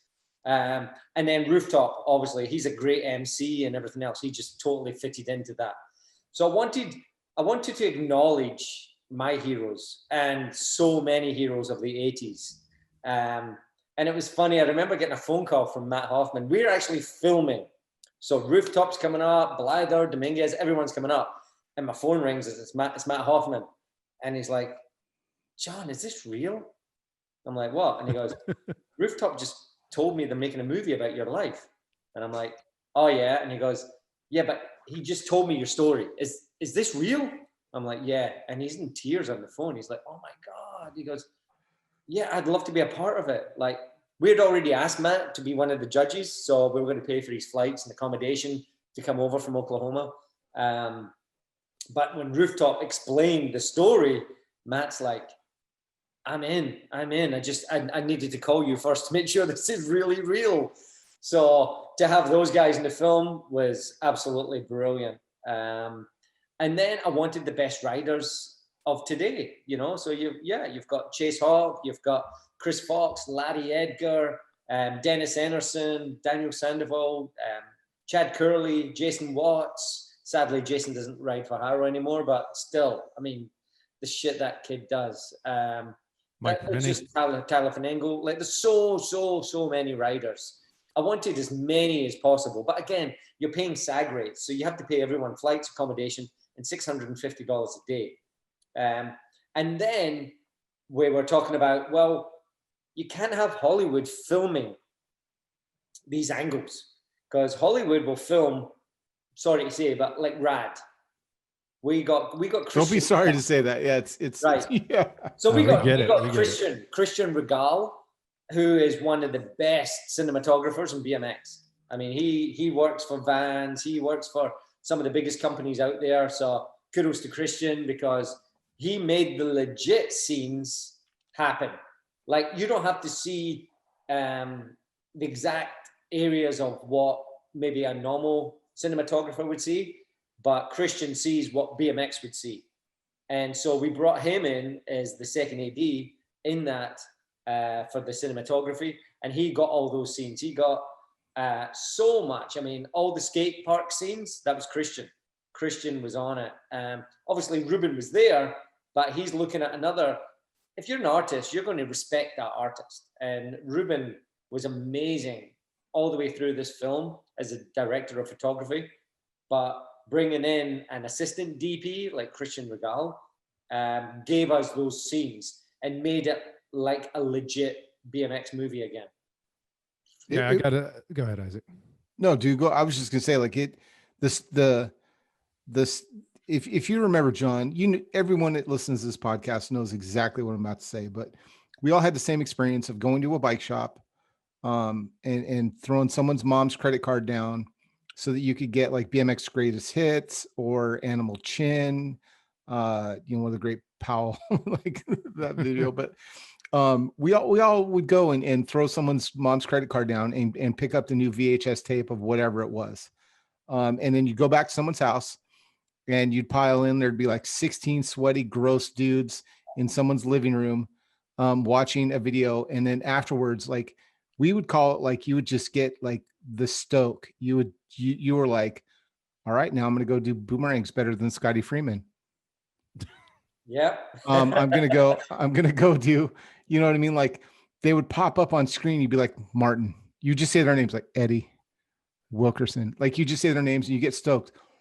And that's what I felt watching the BMX scenes in this movie. It made me, as someone that rides, it gave me that same adrenaline boost of like, when someone landed a transition, I felt like I was landing that transition. I could feel it in my soul. And so the cinematography, if you would have done the rad cinematography, I think you would have been doing a disservice. Anyway, sorry, Craig, I went way long on that, but Dude, Craig, you know what I'm talking about, right? I do know what you're talking about. Can I say one thing as well? Go ahead. Something you didn't see is behind the scenes that weren't paid to be there. Hugo Gonzalez, Oscar Gonzalez, Cameron Birdwell, Joey Garcia, like all of NorCal was there in support of their brothers. Like NorCal was representing, and that's what I was blown away with. I'm like, holy fuck, I'm not paying my heroes to be here. My heroes are here. Like, amazing. Yes. Yeah. And I'm going up on screen. I have a NorCal tattoo right here on the back of my arm, because I mean, Squirrel was there. Like the guys that I want to tell you just before I forget about this, because it's one of the best parts of that whole contest. So flew up all the guys, everything else. So boys, pick up at 6 a.m. These are BMXers. What the fuck? 6 a.m.? What the hell? Only person ready was Mike Perenti. So Mike Perenti was a mid-school pro rider, right? And so anyway, Mike is like, dude, I'm honored to be here, but I mean, this is Dennis Anderson, this is Chad Curley. Like, what am I going to do? This is the new school. I'm mid-school. And I says, Mike, just put on a show. So Mike does shows today. He's used to getting up at 6. He's used to being at the school for 7 to do shows, everything else.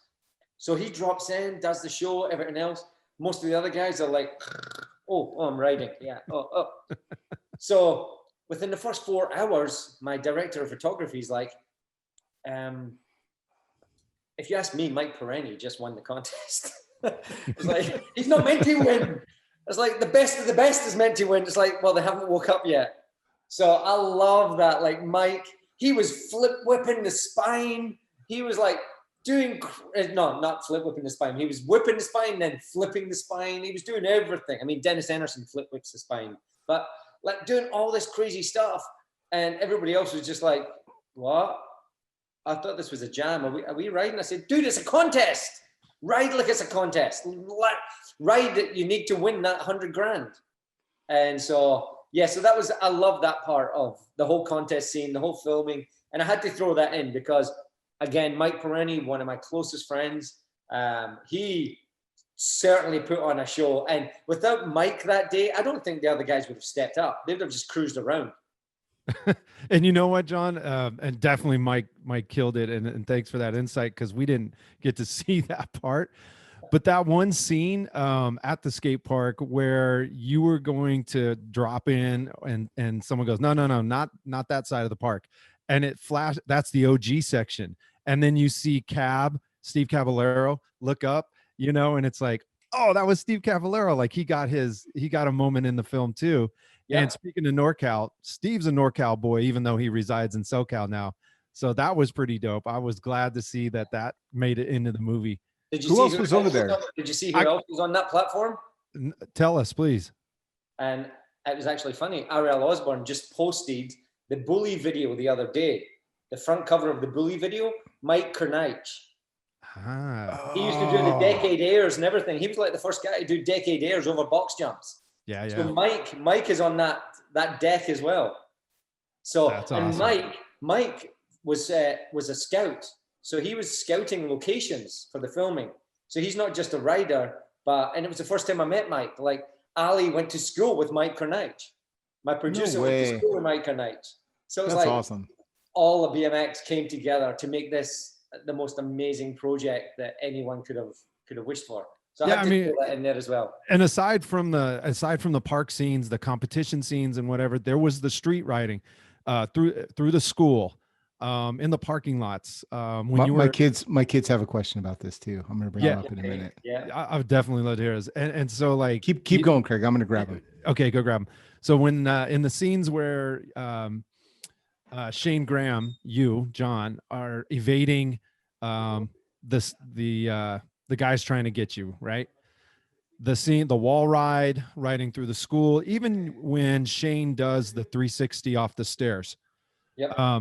Who's coordinating that? Like, did you get input in this? Are you going like, oh, this is what I want to see? Or was it like Eddie or just all you guys talking? So at that point, this is very early on. So Eddie wasn't on set yet at that point.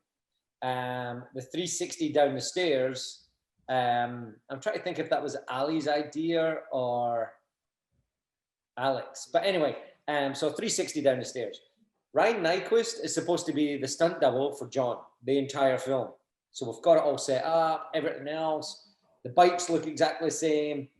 And I'm like, all right, Ryan, 360 down the stairs. And he's like, I can't 360 down the stairs. It's like, okay, well, how are we going to do this? So Ryan can't 360 down the stairs.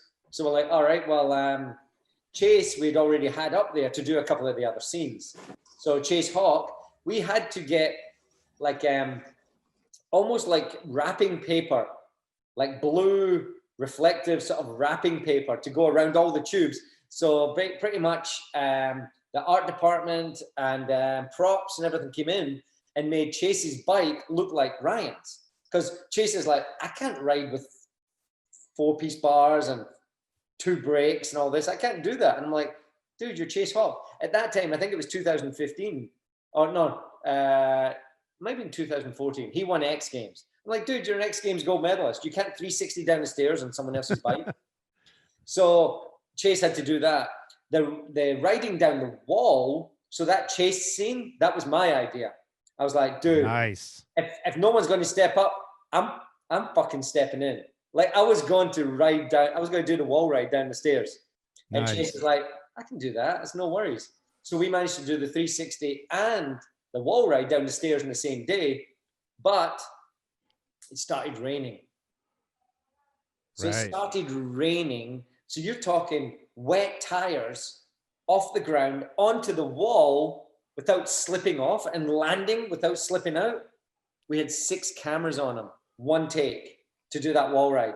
Wow. And so what did we do? We got these massive industrial blowers, like heaters. So it's raining and we're like drying the ground back and forward. So you probably got like 12-inch, like a foot space for Chase to ride. We're looking at the line to actually go up and onto the wall and off. So he can land and it's a little bit wet down there, but he can't hit that wall because it's smooth painted wall. And slide right off.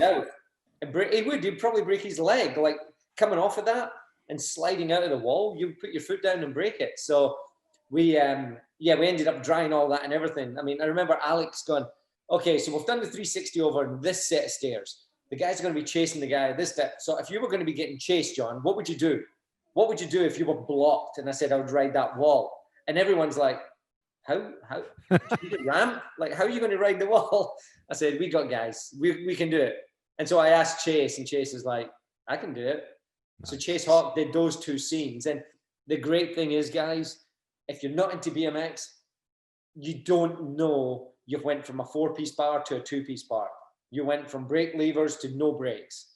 No one out of I think it's over 559 positive reviews on Amazon Prime, not one person has mentioned the bars. It's like, dude, seriously, look at the story. Don't worry about the bars, because Ryan Nyquist can 720 over anything, but he can't 360 down a set of stairs, and he'll tell you that. That's funny. I'll be honest. Like I'm a grown ass man. I didn't notice the bar change at all. I was, Awesome. but I was in the moment, dude. You know what I mean? Like, I mean, my adrenaline level, because you got to understand, like, if you're watching the movie, your adrenaline level goes from, I mean, the anxiety that kicks in when that woman's like, when you see her turn her head, when I say you, when when John kicks the rims and you're like, oh no. And you know, you're watching and you're like, they don't notice, and you're like, that's cool. And then the woman that plays that character just does a good job, because you just kind of see her like, what's up? You know what I mean? And then so the anxiety kicks in, and then you're like, you know, again, you carrying the bike out, and then, you know, you get outside and they're like, somebody's stealing your bike. And then it's just like, it's on, and you're like, oh man. And then it's, at that point, you're just like, go, John, go, go, go, go, go. Yep. Did you do any of that riding? Did they let you touch a bike on the set at all? No, I wasn't covered for it. So they didn't want me doing anything in case I hurt myself. They wanted me there for the whole time. Right. Again, that was a great scene. Like stealing the bike, I got one of the best photos where pretty much the skinheads, all their feet are off the ground as they're running. So basically in the wet, in combat rain. boots. I've seen that photo. Yeah, they were in the rain. So again, Chase did that scene. So he's using the Nyquist bike because he doesn't need to do anything. He's just riding straight. So he's using the Nyquist bike at that point. Before I forget as well, when Chase did do the wall ride, if you look, he's got 2 levers on, and my director goes, "Oh, don't worry, we'll pick up the rest on CGI." They were going to do CGI, but it's almost $1 million to put brake cables in and put all the other parts on there. I was like, nah, fuck it. So that scene when he steals the bike, he's coming down and he's riding around. So as he's riding around, that's Chase. But when the camera's at the front, it turns to Shane playing me. And I'm at the bottom of the hill when it's Shane to catch him, because he's not a rider. Chase can slide out there, and even in the wet, he would still have control. But Shane, as an actor, he's like, oh, shit. He's trying not to look worried as he's riding towards me in the rain because he can't stop. I love that. Okay. So we had, this is my son, Aiden. When he found out, and he found out that we were going to do an interview, and I was like, what questions do you have for John? And then, so he wanted to know about the 360. But then just now he comes up, he goes, I have a different question. So I don't know what it is, but be prepared. So I'm going to give him the headset and he can ask his question. All right. So do you recognize John? Yeah. Aiden. Okay. So hey, that's Aiden, John, how are you? Hi. who played, you got to come over here to the microphone. So you think that's John's dad because that's where you've seen his face before, but he was just playing that character. That is actually John from the movie as a grown man. So come over here to the mic and jump on in, and you can ask him whatever you want to ask him. Okay, so You got to get by the mic. There you go. Just talk right into here. Put your mouth right there. There you go. did you do the 360 the first time? Well, that wasn't me. That was actually in real life, you mean?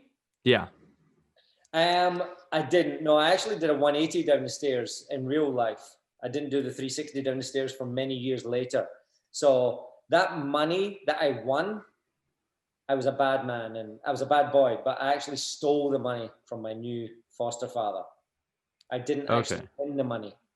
I only did it to show off. I did the 180 down the stairs to show off to the girls. But in the movie, I did a 360 and won $200. In real life, I was stealing that money from my new father. So, yeah. And so I bought the birds. Yeah. Aiden, you remember the birds? The 2 birds? Yeah. I actually bought that from my mom and dad in real life. But I bought the 2 birds with the money I was stealing from them because I started to feel guilty. So I bought them a gift from their money. Okay. Aiden, I got to give it to you, bud. You're doing, that was a fantastic question, and I think you're doing a great you're doing a great job for your first time on the mic and the camera here, bud. So I want to hear, do you have another, your questions are so good. Do you got another one for John? This would be awesome. Oh yeah. In the movie, John was good at drawing. Are you that good?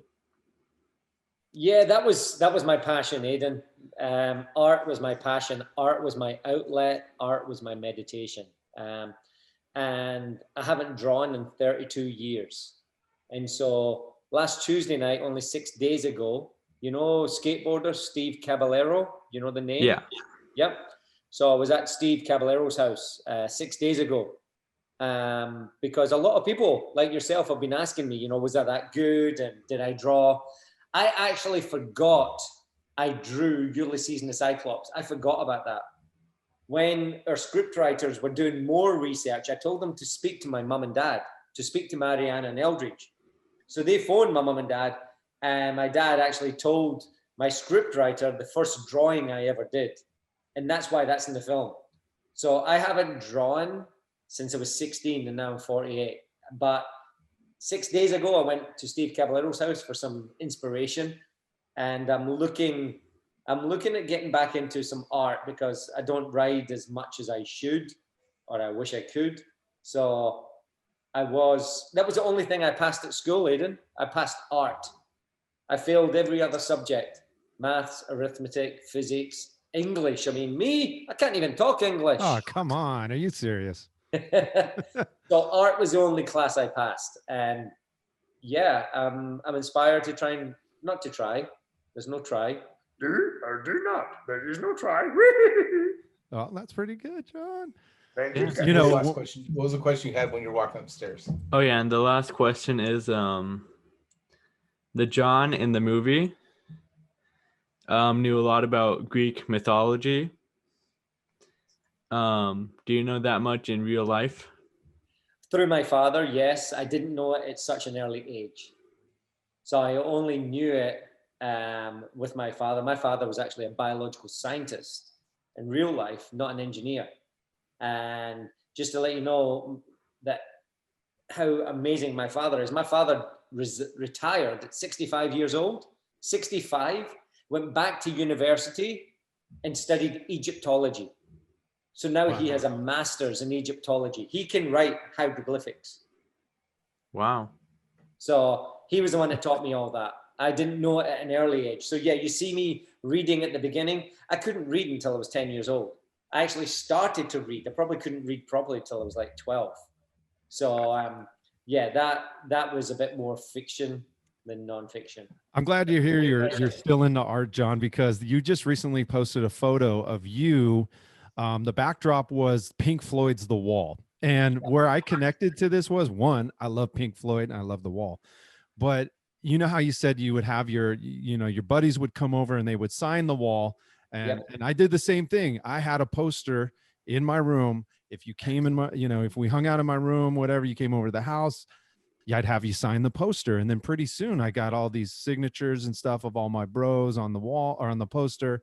And I was like, oh, dude, someone else did it too. John's got the dang Pink Floyd wall, So I like that tie into art. And then I love seeing you at Steve's house, Steve Caballero's house the other day, because he does that weekly art session with his buddies and stuff. So to see you sitting at the table with Big Mike and Steve, man, that was really cool for me. Yeah, I mean, I loved it. I absolutely loved it. And I'm like, I need to get back into it. I need to be focused again and find that inspiration. And Steve certainly brought that out. I mean, I've actually got a piece. Oh, check this out whilst we're here. Yeah, we got to see that, man. Aiden, what a good job, brother. Those were excellent questions. Okay, start talking, John. So Steve Caballero gave me that a couple of years ago. Look at that Boba Fett picture, dude. I know. Yeah, and he's on it's like Slave 1, but it's actually the Carbonite. It's actually Han Solo and Carbonite he's racing. Yeah. Isn't that cool? Definitely. So that's my friend, Steve Caballero. So All right, I'm taking the headphones. Hold on. Got it. So John, I gotta hold on. I gotta kick him out. yeah, I saw Boba Fett and I'm like, dude, okay, go do homework. It's time to go do homework. John, I sent you a text the other day with two Hey, can you close the paintings door? I did. Did you get a chance to look at those? Do you think I may have a future spot at the Steve Caballero table? Fucking nice. When you're down, come on, let's go. Tuesday nights. I'll take you over to Steve's. Awesome. Yeah, I'd he'd love be to sit cool. down and draw with you guys. Heck yeah. All right, cool. Just wanted to Definitely. clarify. I just needed to clarify that. So sick. Thanks for talking to him, dude. He was so intimidated to like. He's like, do you think he'll answer some questions? I was like, yeah, dude, he'll answer a question. And then it was so funny because he's like, I want to ask him about the 360 all day. He was like, I'm gonna ask him about the 360. Like, did he really do can he really do that? And did he do it the first time? And then I come up, I goes, do you remember your question? He goes, yeah, I've changed my mind. He goes, I want to ask. He's really into Greek mythology. Like that's his jam, dude. He's really into it. Wow. And so he goes, I'm going to ask him if he really was into Greek mythology. And I was like, do it. Yep. Do it. And I mean, that's it. I mean, my dad, he taught me so much and opened up my mind to shit I would never even have thought of. So that's amazing. That's amazing. He's into Greek mythology. Yeah. He just turned 13, So, shit. Bro, he's taller than I am. I was about 14 when my dad started teaching me a lot of that stuff. He's into it, dude. And he's so tall and he takes my shoes all the time. Like it's crazy. Anyway, this has nothing to do with our John Buultjens. So good. Yeah. So I feel like I'm coming back. Like I just missed a whole big chunk of like important information. So Craig, you go, and then dude. I'll have something to come up to come back with. I'm going to cut this part out, but we were talking about NorCal. Not only do I have one NorCal tattoo. Yeah, don't forget about your. I have. Wait, it's on this. I think it's on this side. Can you see? Like Craig, you don't even know that I have neck tattoos. Yeah, right? I do. Okay. You have a NorCal tattoo on your neck and your elbow, bro. Right. I have okay. So John, this is the funny thing. I have NorCal tattooed on my neck, and my daughter looks at it and she goes, "Hey, Dad, how come you have not cats tattooed on your neck? Watch this. Watch. Not cats.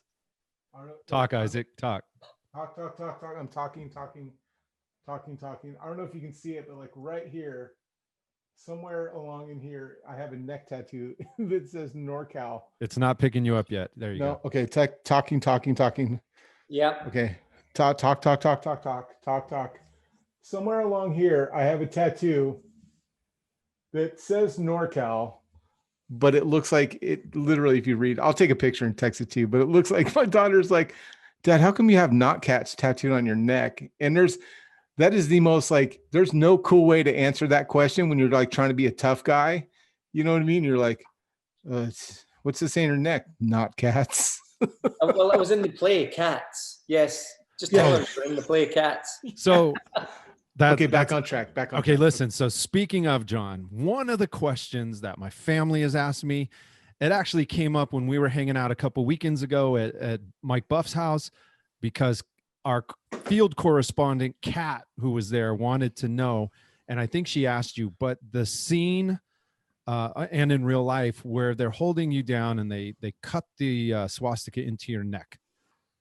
People want to know, one, was that real? Two, is it still there?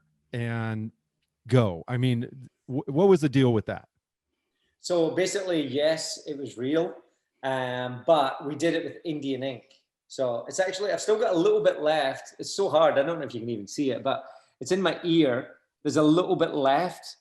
So I had a lot of it taken out with the laser, but there's a little bit left of the swastika tattoo.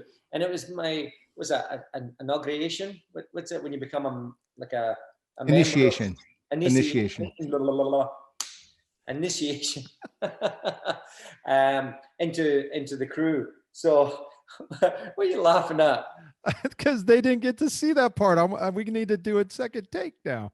What? The one when I go, oh shit. There it is. Yeah, because it wasn't recording. So yeah, it was all part of it. I mean, you know, when we were kids, we would actually set each other on fire as a game. We would pour like petrol all over each other and see who could last the longest before putting it out. So you'd pour petrol all over each other. My childhood tattoo, my first tattoo was probably 5 years old. We used to get matches, like a matchstick with a red head. And did you ever do that? Maybe it was just me. We used to burn. We used to burn our skin off. So you would like this, and you would keep doing it, and pretty much. I mean, what's on the head? I mean, it's like gunpowder, really, isn't it? It's like sulfur and right. Yeah, it's something flint. else. Yeah. If you rub that really fast on your skin burns off. So we used to put our own, like, I love this. It's in my book, but the first girl that actually French kissed me, I was 5 years old and she was 13, Yvonne.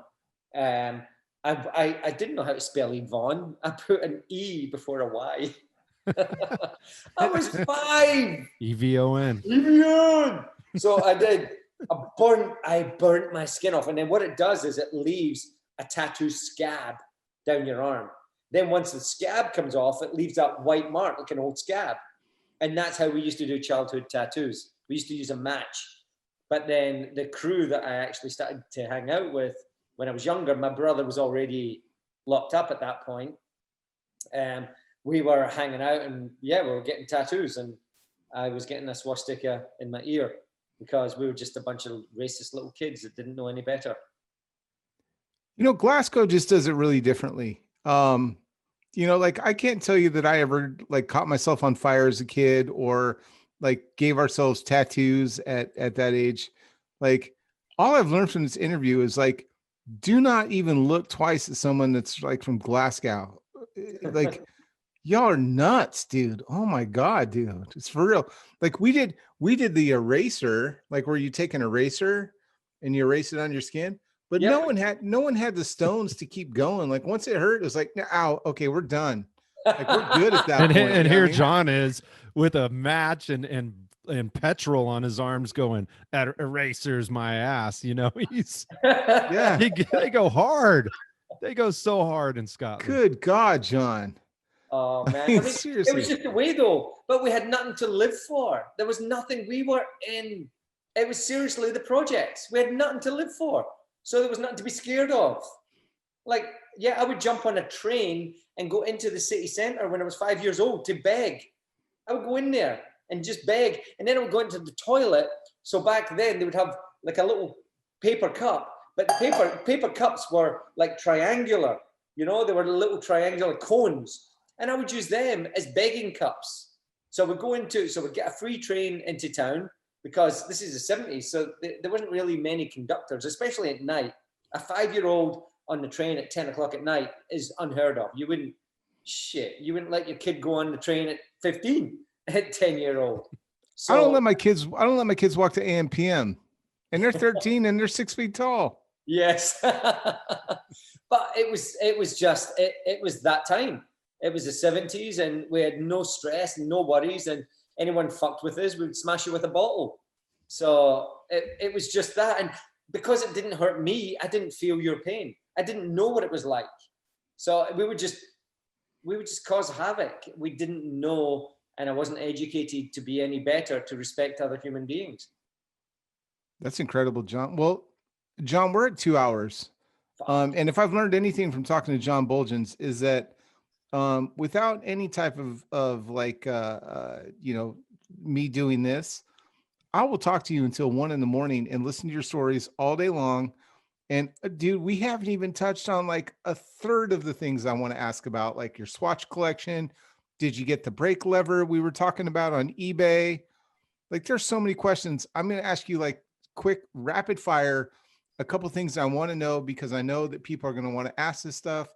So I'm going to ask you some rapid fire stuff. Craig, you get yours ready because like I want to make sure we carry this, but also Let's do it. in the back of my mind, I'm thinking of like John Buultjens is telling me like an hour and 20 to 30 minutes is a sweet spot for people's butts to listen to something. And we're already at 2 hours. Okay. Did you like, how's the Swatch watch collection going? All right. So I'm taking the laptop. Okay. I don't have a phone, so I'm on the laptop. So in the kitchen, we have, it's getting there. Look, dude. Who else has Swatch watches in their drawer in the kitchen? No kidding. Nobody. Okay, It's in the oven. Look. John, I need you to talk because Craig and I are going to ruin it by talking through this. So you keep talking and show that Swatch collection. All right. So who has your Swatch watches in the kitchen? Well, I do. So these, sorry about the steady cam, but these are my originals. And then I'm starting to get, and this is one of my originals as well. I'm trying to get this one. I think it's called a Neo something, but see, it's all broken. So my plan is to have all the ones I had and all the ones I didn't have. And Craig, although you're not going to talk because you're going to take the camera off you, but this was actually on the picture of me in front of the wall. So I'm wearing that one, but I lost it. That was $1,200. That's the X-rated Swatch watch from 1988. $1,200 for a piece of shit. I don't know why these are in there. I meant to stick them on a bike somewhere, but look, that was the old 88 King of Vert Vision Streetwear. So yeah, there's the swatches, and it's still got a couple of original Swatch stickers that I found. Oh, look at this. So that was obviously for when you went skiing, the zinc or whatever you called it. I don't know what you call that, but you used to put it on your face to stop you burning when people in the 80s used to have pink, neon pink and neon green. And I still got a couple of the little guards or whatever. But yeah, I'm trying to finish that collection off. I'm getting there. I'm getting there. Can you imagine going to John's house and being like, I'm going to get a bowl of cereal. And you're in the kitchen and you open up the drawer and there's all those Swatch watches. I mean, in the last house, I did have my Ghetto Blaster. And so there it is there. It's up the top. There it is. Did you ever get it running? Mixtape? I still didn't. I've got it, but I just haven't spent the time. Oh, look, there's no way to happiness. Happiness is the way. Man, that's just awesome. A friendly reminder every morning when I'm making coffee. Happiness is the way, right? I'm sending you some batteries. I'm sending you some like the D size batteries for that. I'm gonna send you a pack of D's and C's just so we can see like if I want to make sure that deck still plays. That's all. Yeah, I'm trying to remember what size the batteries were. They were pretty thick. The big six of those big fat fuckers. Craig and I are going to go all in on that, and we're going to send you a pack of batteries just so we can listen to that. I think we should do a whole episode of what's on the mixtape.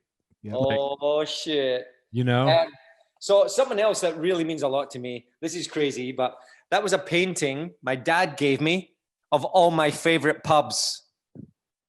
Wow. Can you see that? And right in the middle, that's the DCA, which is Dundee Contemporary Arts, but that's the old factory we used to break into. Obviously, the front looks so much nicer than it used to. But yeah, that was the pubs. Every bottom building here is pubs. That had to be people live above the pubs. That had to be a wild stretch of street right there for you, John. We could do another episode on that too. Oh my God. And I know you want to see the movie bike, don't you? You know it. I was going to ask. So we're going to go downstairs. So going to pass the beautiful Harrow skateboard decks. So these are all NOS. These are the original skateboard decks from 1986.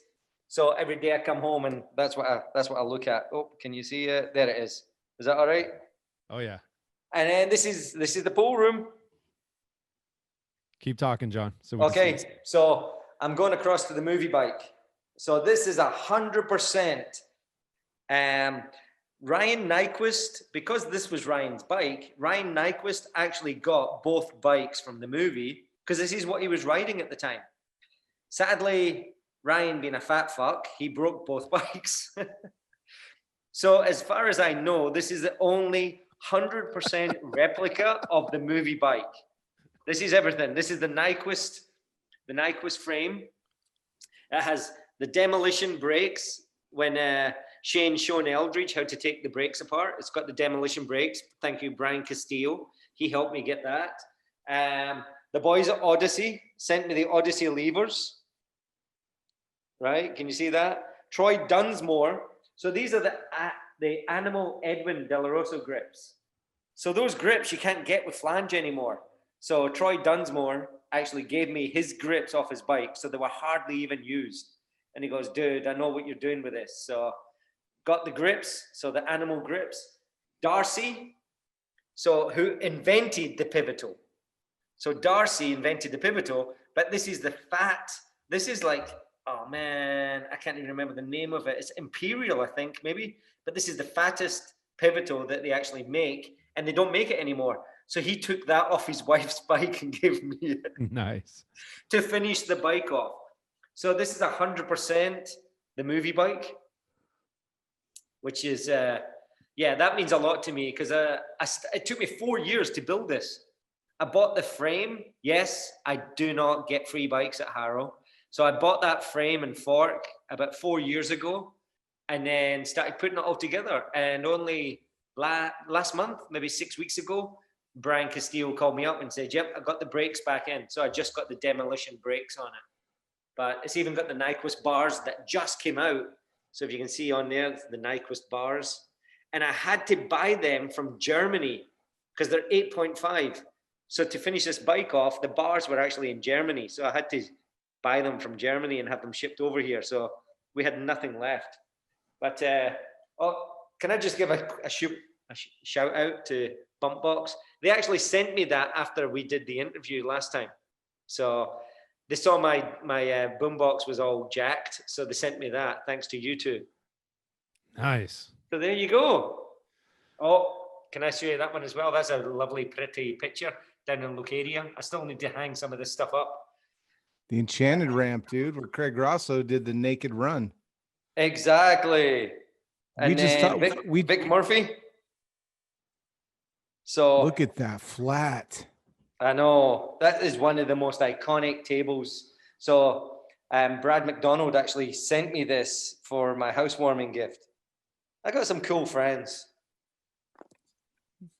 Like Craig and I. Yeah. No, I think you really do. You've probably seen that one, but that was me doing a fakie it was probably January, but I love it because there's Pete Augustin, there's Dave Volker, and there's Mike Perenti. And that's Dennis Langles in the background as well. So it was pretty cool. But anyway, that's the pool room. So pretty cool. My neighbor put the lights up the other night. I told him we were doing this and I was like, dude, come on, I've been waiting 4 months. So he put the lights up for me. He's an electrician. So it came out not bad. Nice table too, man. I hope you're practicing on that because, I got one too. You can see it's been used a lot. That's good. Olhausen. I haven't used it once. Dude, I haven't even opened the bloody Super Bowls. You better practice, buddy. I got a pool table too. And when I come hang out, you better have your game up to snuff, dude.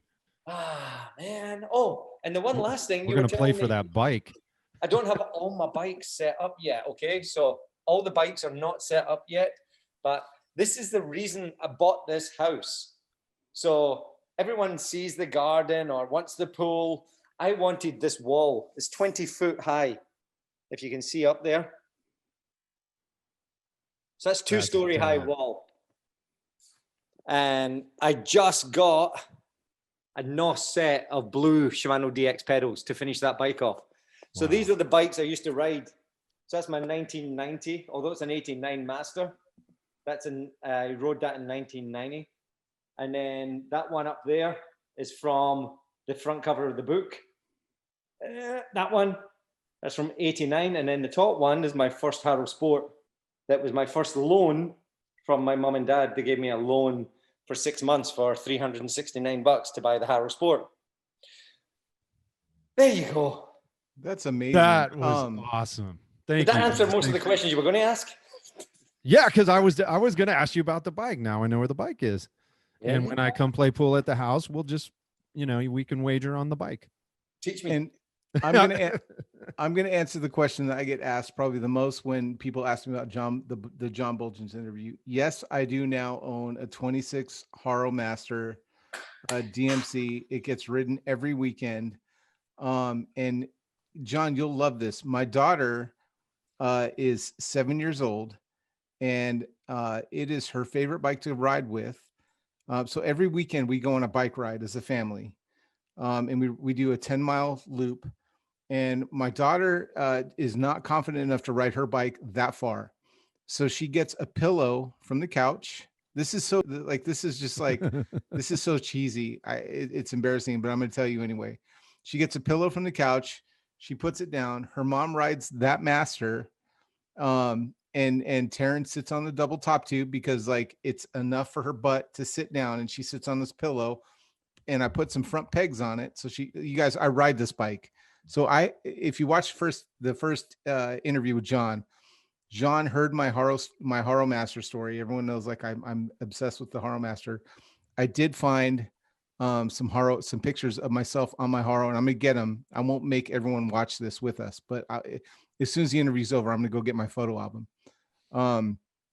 But John was like, "Hey, I'm gonna hook you up with the sample Haro Master." So I do own the Haro Sample Master. John followed through exactly what he said he was gonna do. It's at my house. I do tail whips on it all the time. I need to tell you the Zoltone, that master with the bash guard that Craig has, they have one at PhoenixBikeCompany. And I was like, hey man, let me ride it. They have two of them. I was like, hey man, let me ride it. And I took it out, and I think I sent you the video, and both times with just jumping on the bike, that bike, I can tail whip it and land it right. I mean, without adjusting anything. That bike is dialed. Who did you design that, or who designed that bike? Yeah, I designed it. Someone that rides like designed that bike, because the bottom bracket, this is so nerdy, you guys, but the bottom bracket height on a 26 is usually pretty low. So to do a tail whip, I'm stuck here. Your foot goes in the tire, and your foot is way low on a 175 crank. So to do a tail whip, you have to really push your hips up to get the bike standing up on the fork. And then you have to almost dislocate your hip to push that big fucker around to get the tail end around.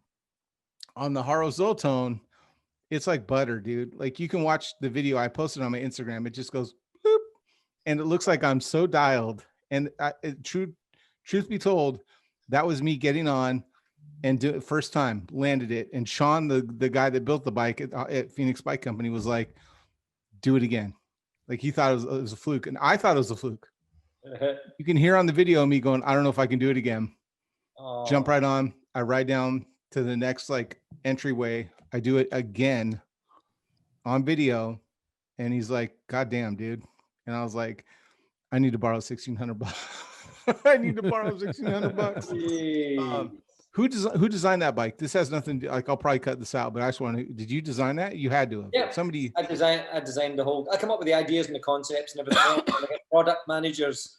I get all the product managers to jump back in and do all the boring parts with all the specifications and stuff like that. But yeah, I come up with all the ideas and the concepts and everything else, and then go back and forward with Asia with the drawings and everything else. So, but yeah, Mike Perenti actually was working at Haro whilst we were doing those bikes. So Mike was there for about 9 months helping me get those bikes here. So I love them. I mean, they're so smooth, they're so solid. Yeah, I never have an issue or a problem from any lineage bike we've ever sold, which is fantastic. No, I love mine. I gotta give, Isaac, kudos for bringing that up, and give props to you and everyone involved, because I love my 26 Haro Master Bash Guard Solotone. How is the paint job? Oh, I mean, we made a video about it, John, and we posted up an unboxing and put the video together, and I couldn't help but take my camera and go right up to the frame, because you hardly see such detail in the paint jobs on production bikes. This one has it. It's got everything. It's the decals are so they're cool. You look at them, all the components are top notch. I mean, this is it's a great bike. And even on a 26, believe it or not, you can have a lot of fun on a 26. All the 20-inch guys are saying they like the 26-inch as well. So I have a lot of fun on it. I'm actually I'm a little hesitant always to take it out, because I bail a lot. And so the bike's always, I'm going over the top or it's slamming down, but it's a lot of fun. So you have to ride it. It's made to ride. It's a lot of fun, man. I mean, that was it. Like, even that paint job. So I think I told you guys in the last podcast, it was Nick Watts, the Flatland guy, that helped me create that artwork again. So Haro didn't have that artwork. So Nick Watts, you guys, if you're following Flatland or RL Osborne, you'll see RL gave a shout out to Nick Watts, because he is so new school. So he did all the artwork. the paint, my friend Gary from Melbourne, Australia, recreated that paint job about 15 years ago. So I had an old original Zolatone, and he flicked off with a Stanley knife or a switch, like a little blade, and flicked off and tested those paint droplets. So there's a purple, really dark purple in there. There's a gray, and then there's a pearlized clear purple going over pearl white. So to get all those colors, I actually came from, my friend Gary, like 15 years ago, helping me pull my original that I bought on eBay. Thankfully, 15 years ago, you could buy shit like this for like $200. So I bought it, and we actually color matched it from the original 15 years ago, not realizing that I'd be here at Harrow to recreate it for you today. It's shout out to all those guys. Like, I owe that dude a beer because I was trying to wait for my time to like kind of break in, but it's like it's almost like a pearl coat on there that you don't notice until you get outside. You have to get. I took that bike outside, and that's when you're like, this glows purple. Yep. And you don't notice it when you're inside a bike shop. So if you go to a bike shop and you see one of these, just do yourself a favor, take it outside and then appreciate it, because it's a whole new bike once you get sunlight, that the sunlight bounces off that purple undertone that you don't see inside of halogen lights. All right. So John, thank you so much. Craig, I'm sorry I didn't get to all your questions that you had, but John, thank you so much. And Craig, look at, you're not on camera yet, but can I just say thank you to you guys, because this is amazing. I mean, I am a huge fan of Glenfiddich. My friend Mark Thompson is the ambassador for Glenfiddich. So when we did our special screening back in Scotland last year, he sponsored our screening with Glenfiddich. 200 of my friends and family walked in to a dram, we call it, a dram of Glenfiddich. So to you both, I don't know if I've told you, but this is a quaich. Quaich. And I am going to have a wee dram in your honor. So cheers, boys. Cheers, John. Got it, dude. Oh, wow. Yeah. Good. This is really good.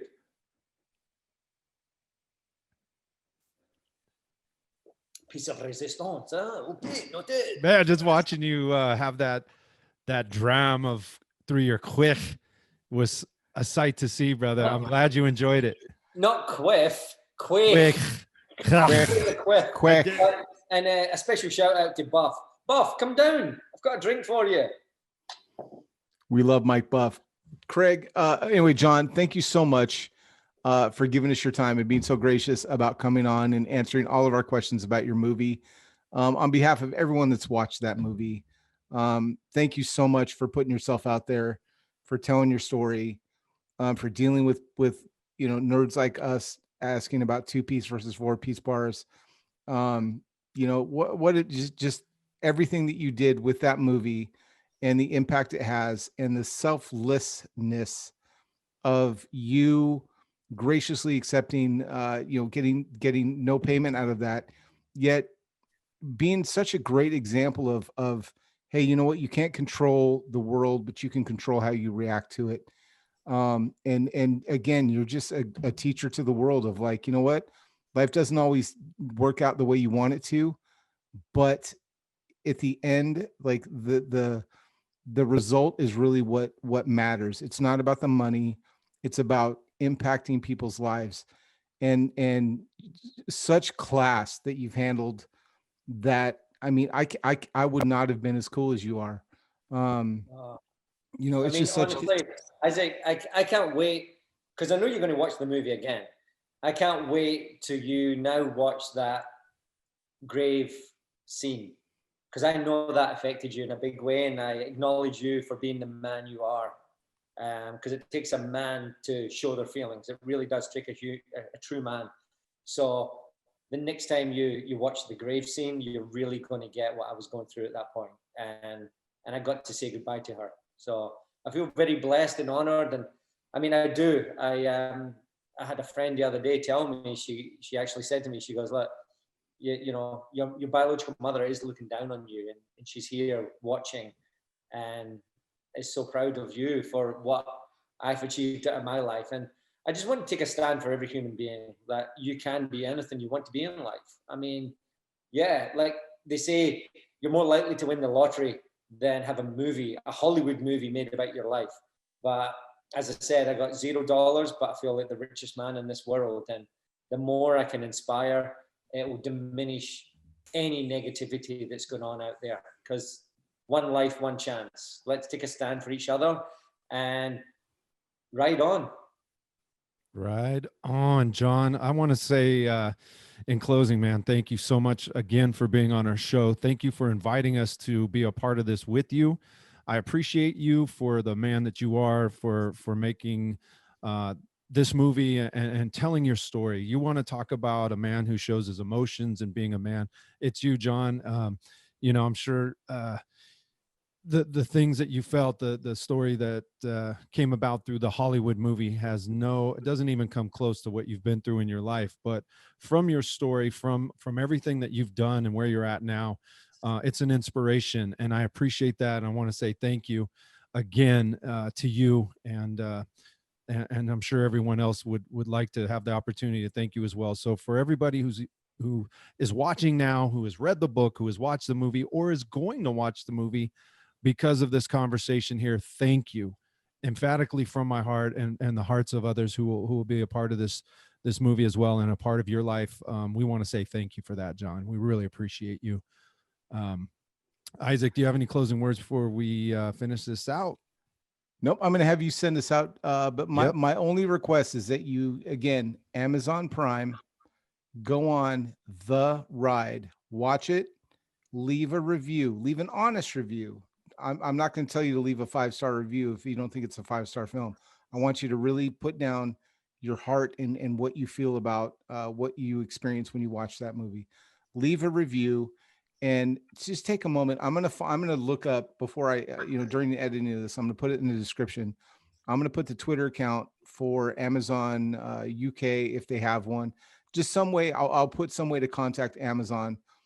So that you can get this shown globally. We definitely want to see it in the UK. We want to see it in Australia so that John's family can see that. I'll put all of Amazon Prime's contact information out there so that we can do what we can as a bike community. Hey, we've got a little over 2,000 subscribers right now in the year 2020 when this is being filmed. If everybody that subscribes to this just takes 5 minutes out of your day to send an email or a tweet or some kind of social message to Amazon, it would have a huge impact on getting this movie shared, globally. So that's my only ask, is that you at the very least take 2 minutes to go leave a review. I've done it. You can look through the reviews. You'll see Isaac. I gave it a 5-star because of the impact it had on me. But I want you to be honest with your review. Give it as many stars as you feel it deserves. Leave an honest review, and do what you can to try and get this message out there, because it is 2020. And when you look back at this 10 years from now, if you happen to see this on YouTube, and my beard is even more white, and hopefully I look more handsome, that would be great. But when we look back at this, what was going on in our lives right now with, it's an election year. That people are starting to stand up for injustice like I've never seen in my generation. This is definitely a movie that speaks to people's situation. It definitely has the impact. It has the ability to impact the way people look at the people around them. We're coming together as a world, as a global community, dealing with a pandemic. And this is just a great way to get outside of what you believe about the world and maybe some of the institutionalized beliefs that you may have grown up with and are just now starting to deal with, when you start seeing the injustice in the world that is just right there in your face. So it's definitely I tell people it's not a BMX movie that has a lot of great BMX in it. But I dare you to watch this movie and not come away affected by it. I dare you. So, John, again, thank you. Leave a review about The Ride on Amazon Prime. Craig, please send us out, and I appreciate you. I love you, brother. Hey, can I say one thing before you're finishing off? Craig, thank you for Etnies. I see what you did there. I see what you did there. You know it right here. I'll move out of the way.